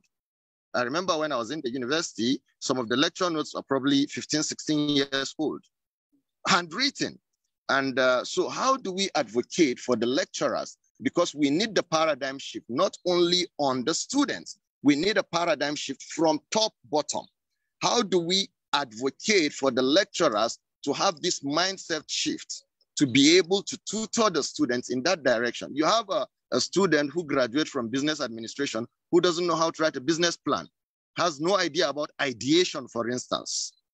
And then when we talk about the government, I also feel like there's a lot of policy on the ground. There's a lot of programs and projects that the government has put in place. But when it comes to implementation and execution, that's where the problem is. For instance, I don't want to start mentioning programs, but if you look at the CBN 100 for 100, for instance, we applied since 3 years ago. We haven't had any response from the CBN or the bank that we applied to. In 2017, we participated in the BOISP, and it was 2017, we got approved, but we didn't get disbursement until 2019. And then much later, they came back and said, you know what, you're doing very well. If you pay down this money, we'll be able to give you ×3 of what you got. Well, we paid down. And up till this moment, nobody has said anything to us. In fact, we are so tired of going there. So what do? We have now, you know, gone back to our funders like the USAID, USAID. That's what we leverage on. But how many people have the knowledge and understanding that you can actually get grants or funding from these multinational agencies and organizations? A lot of people don't even know how to write grants. So how do we advocate? Sorry to cut you off, because I think there's quite a number of people that want to ask questions. If you can just summarize that, just finish that point there. Okay, thank you very much. So how do we advocate for both the universities and the government so that these opportunities will be democratized and the people who truly need it will be able to get access to it? Thank you, Prof. Thank you very much, Doctor. And once again, sorry for cutting you short. I think next I'll call on, maybe we get one more question. Halima Abdurauf, can you unmute yourself and ask your question, please? Make your comment. If you could be brief, I think that would be really helpful. Is Halima here? If not, maybe Umar Farouk. Umar Farouk.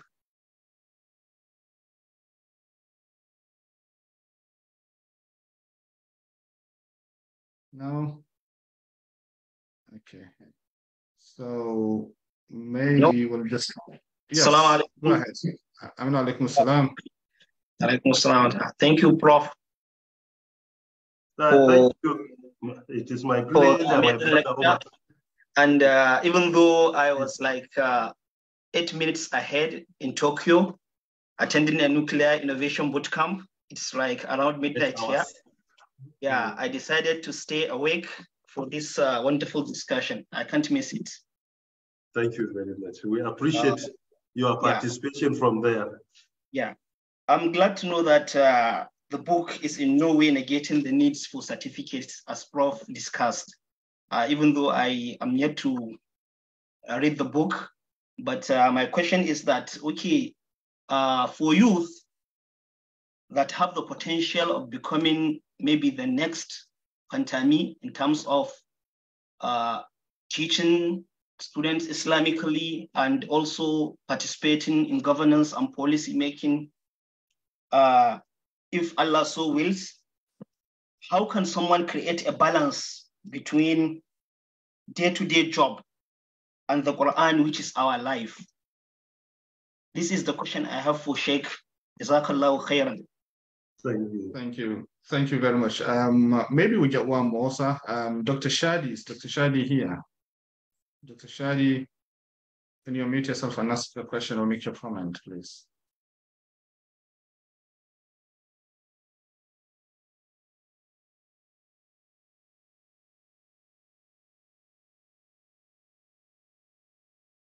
Is Dr. Shadi here?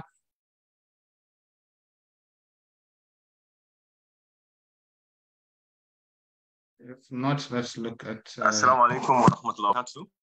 Alaikum salam. We can hear you, Dr. Shadi. Go ahead, please.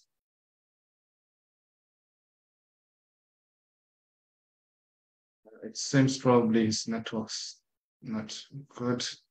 About Hawayuguda. Hawayuguda, can you ask your question, please?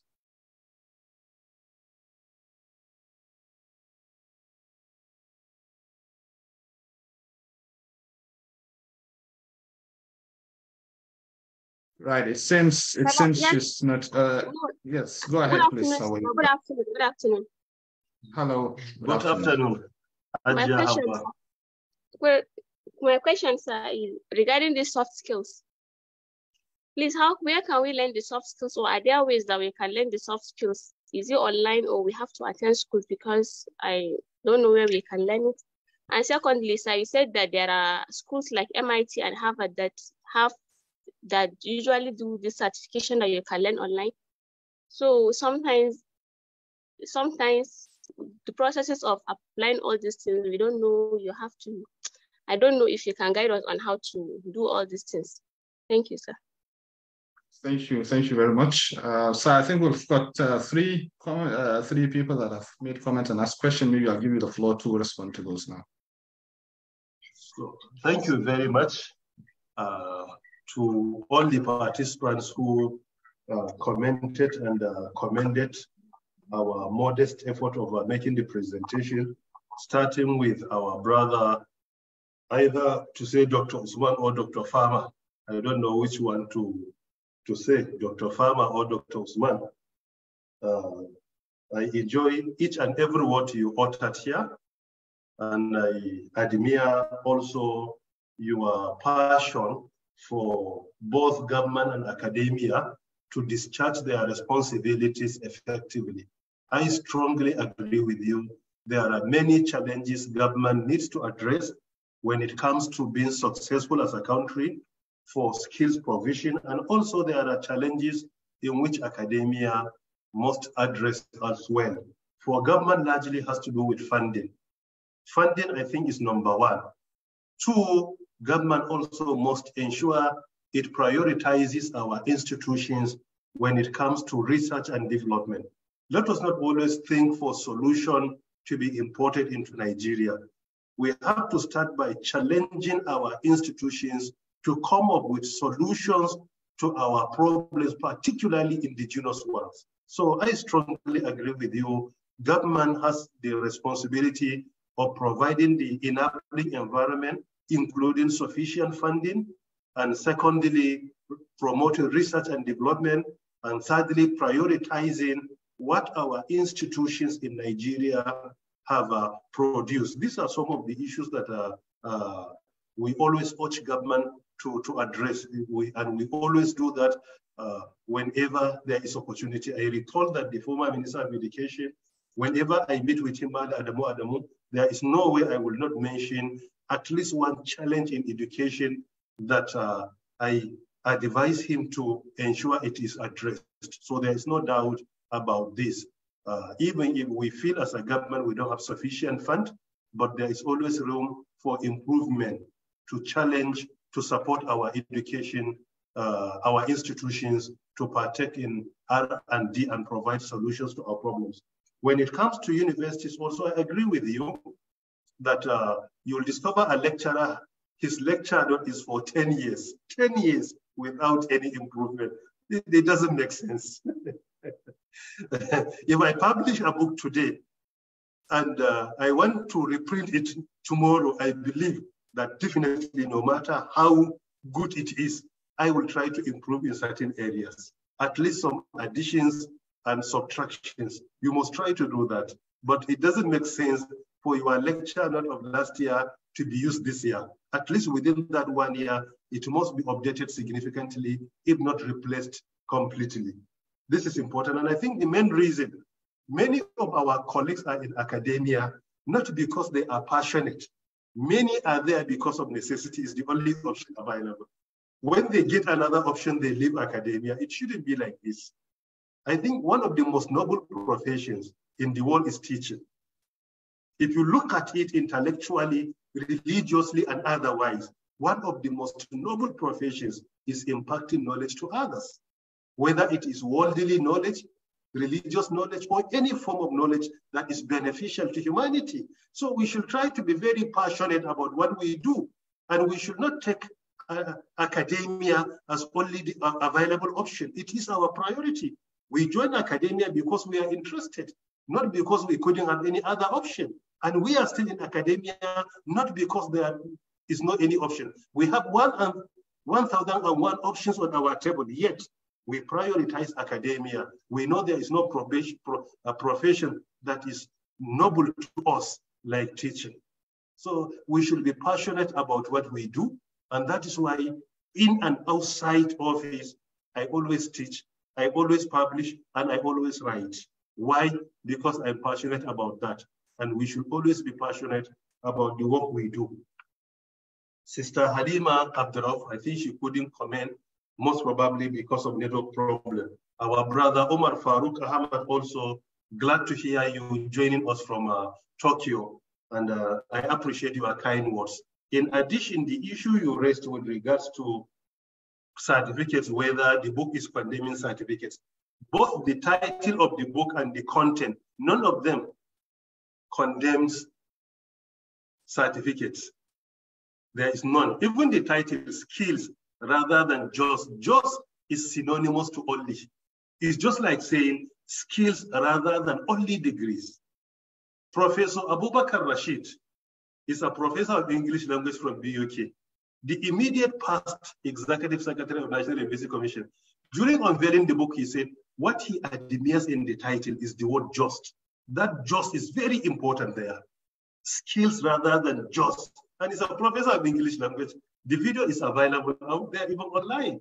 So he said, even the word just is the most important word that he admires. And he even challenges our brother and friend, Professor Idris Muhammad Bugaji, by saying, Bugaji is advocating skills, not degrees. But he said, mine is in between.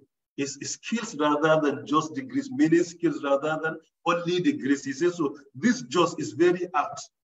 And he's a professor of English language. So even the title of the book is not in any way, but what the book is emphasizing, firstly, your degree should not be empty. Secondly, the priority is not the certificate, but the training you are going through as a student. That is what is important. And three, certificate is not the target. Certificate is only to validate the skills you have obtained. It's just validation. Skill is validated. And if your certificate fails to validate any skill, then the aim of acquiring it has been defeated completely. There is no doubt about this.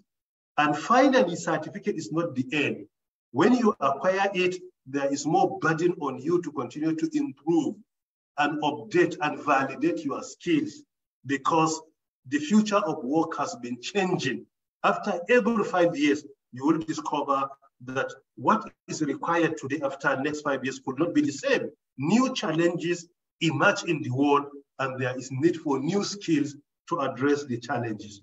Dr. Shadi Sokoto couldn't comment. I wanted him to speak, particularly about his school, particularly Brilliant Footsteps International Academy, and also asking about my daughter Fatima Yusuf and Barira, I think. So I'm glad you are here. Permit me also to comment on Hawaii Yuguda, my sister Hawaii Yuguda. Thank you very much for the kind words. Where to learn skills? Firstly, by obtaining a copy of the book, you will be able to learn some of the skills. I only mentioned them here because of time constraint. But if you go through the book like complex problem solving, there is an algorithm, 9-step algorithm to follow in order to solve complex problem solving. Like critical thinking, there are 5 steps. They are outlined in the book. Creativity is also outlined in the book, and even the stages to be followed to attain that, including indirectly speaking on cognitive skills, which like learning, reading, observation, among others. So all these things have been addressed. So starting with the book is very important, in my opinion. And secondly, if you go online, you will discover that there are so many videos from top-class universities in the world, like MIT, Harvard, Oxford, Cambridge, including IIT, where they have many instructors with presentation on this. You will try to learn from them, starting with the book. From there, you will continue to develop on the skills. I would appreciate if Dr. Chadi will be given a minute to speak. Yes, okay, sir. Yes, Dr. Shadi, can you go ahead and ask your question or make your comment, please? Assalamu alaikum wa rahmatullah. I'm really honored, Prof, for re-emphasizing my speaking. I want to say that all the way from Sokoto, we have about 2,000 plus students who have been reignited, from the book skills rather than just degrees. And most of us talked about the challenges from the tertiary level. We as educators, down the lane of nursery and primary, secondary, over the years, we've been faced with the challenge of, what we aspire and are inspired to do in terms of the real future challenges of our kids, 10, 20, 30 years from now. The Nigerian educational system at the lower level, the aspirations are mainly for kids to sit for WAEC and pass. Now we have realized, there's more to that in terms of what we want for these kids. For instance, first of all, as Muslims, we want these kids to have a very deep entrenched knowledge about Islam that they could practice for this life and the hereafter. We want them to be embedded with skills, and alhamdulillah, with our exposure to the book, initially we had a kind of myopic understanding of skills where we looked at it from just the hard perspective. But going through the book, as a guide, we've been exposed to the soft angle, looking at social skills and all of that. And alhamdulillah, so far so good.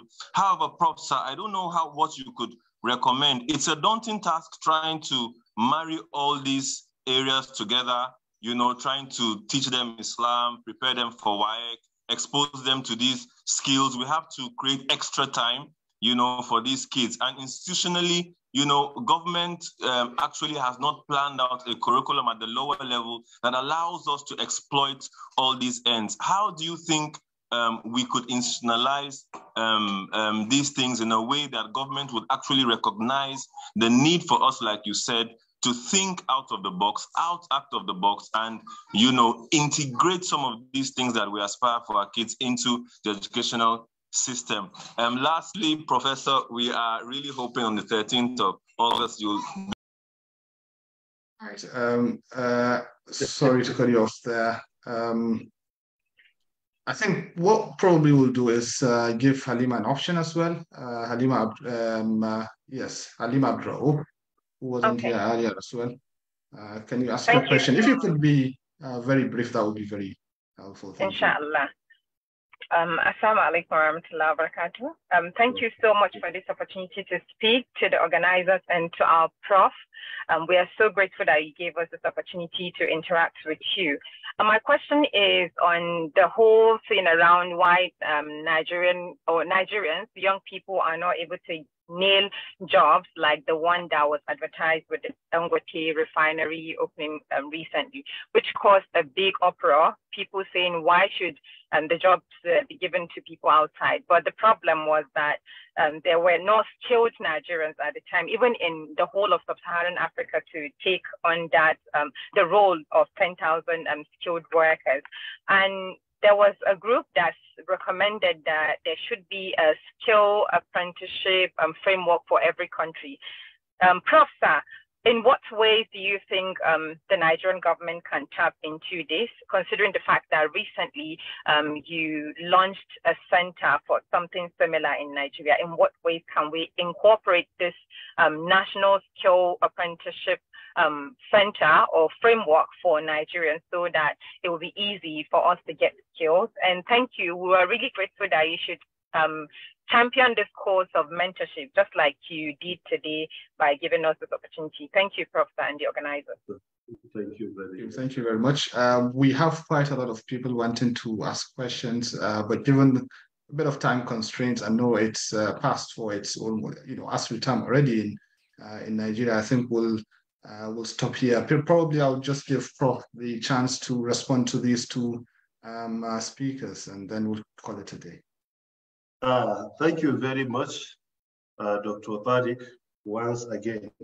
With regards to the issues raised by Malama Halima Abdurrauf, I'm in opinion they are very relevant indeed, particularly the example she earlier cited with regards to Dangote recruitment. I intentionally decided not to speak on, but that case of Dangote has validated practically what we have been agitating and the paradigm shift. The report indicated clearly is because of lack of skill. Nigeria was losing more than 11,000 new jobs because of lack of skill. And for that matter, he went to India. And I cited an example with Indian Institute of Technology. They don't have the challenge of skills. That is what they prioritize. And you'll discover that Dangote is going to recruit them not because of the certificates, but because of the skills. They could have certificates, but it's not the priority. What they can bring on table immediately. But our challenge today, when you employ some of our children in Nigeria, you have to start the training entirely. It's just like somebody with first class or second class offer from a good university. You have to train him the way you would train, or very similar to the way you train somebody with WAEC or NECO certificate. It shouldn't be like this. And it is not his fault. It's number one, lack of curriculum. Number three, the mindset of our institution. Because of that, the mindset of the students is about the degree. No more, no less. Just to acquire the degree and go. Many of them are willing to training as long as you give them the certificate. And because of that mentality, when you somebody will give you the work, how can somebody give you the work in Dangote while you cannot do it? And even the connection that is beneficial is part of the skills. They look at the mentality, they don't even know that the exposure and the connection you could require from time to time is part of the soft skills. To know some people that when there is an issue, they can intervene. But you have to ask them to intervene legitimately and legally where you can add value. So I strongly agree with her, and there is need for us to have similar approach. And what she recommended of the framework is what I mentioned in the book, with an example of Silicon Valley, Shenzhen, and also institutions with MIT and IIT. They are good examples. When it comes to countries, there is a framework of Switzerland and Finland, and even that of South Korea. In Africa here, there is another model. That is in Morocco. Morocco, they have a good model of skills provision. That is why you will discover our graduates are endangering their lives, trying to cross Mediterranean Sea illegally to Europe, illegally with their degree and MScs, while the graduates of Morocco, some even through centers only, are being received in Europe with red carpets. They are respected. And some European countries are even coming to Morocco to employ them, not because of the quality of their universities, but the skills they acquire. And some of us, because of being narrow-minded, when you speak about skills, they only recall vocational training. Maybe you are thinking of mechanics or metal work or woodwork or electricity. This is also hard skills. It's not what we are talking about. If you are talking of vocational training, it's relevant, but it's not more than 10% of what we are agitating and we are advocating. Umar Farouk Ahmad earlier asked a question with regards to how to guide our younger ones to success by citing an example with my humble self. Because of time constraint, when that book, A Scholar's Journey, Navigating Academia, is ready by end of this month or early next month, inshallah, I advise our younger ones to get a copy immediately and go through it. I address many issues on career management success, particularly with experience of my life, what I have gone through, not only what I read. I cited examples, so many, and I believe they are very relevant. Dr. Shadi, thank you for the invitation on 13th of August 2023. Your invitation is being considered, and I pray to the Almighty to give me the ability to be there physically. If that's not possible, then virtually. Thank you very much. Thank you very much. I think this brings us to the end of the session. Maybe I'll call on Dr. Yakubu, our coordinator, once again to maybe say a few words of thanks, vote of thanks to Professor Isa Ibrahim. Okay, Dr. Tariq, I think much has been said. The only thing I will say, Prof can vividly see or feel the mood of the participants, that they need more of him. They need more of his presence, actually. So we hope in the future, inshallah, we will have similar sessions either on this one or on his scholar's journey that is about to come, or many other topics. Inshallah, we really, really appreciate you, Prof, for giving us this privilege. I will, inshallah, try to make myself available from time to time, particularly, as you said, when that book, I have another books in the pipeline. I'm using the free time I have now to rest, to work on them. I have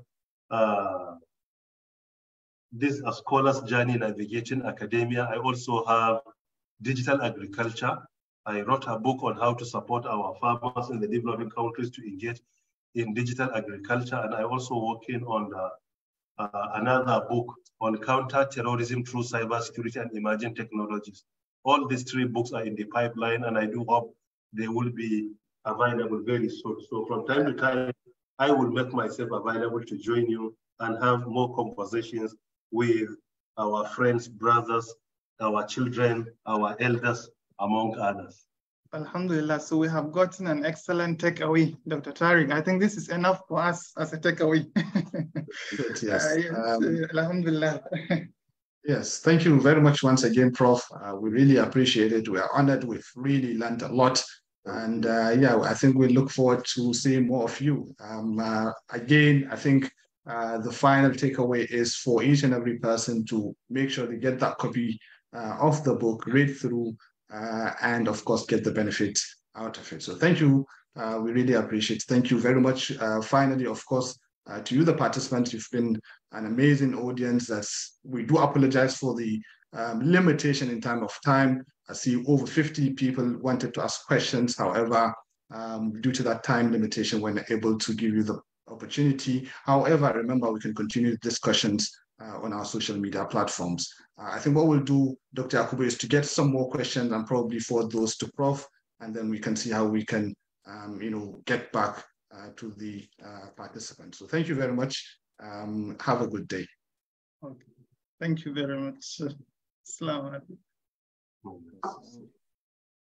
Thank you.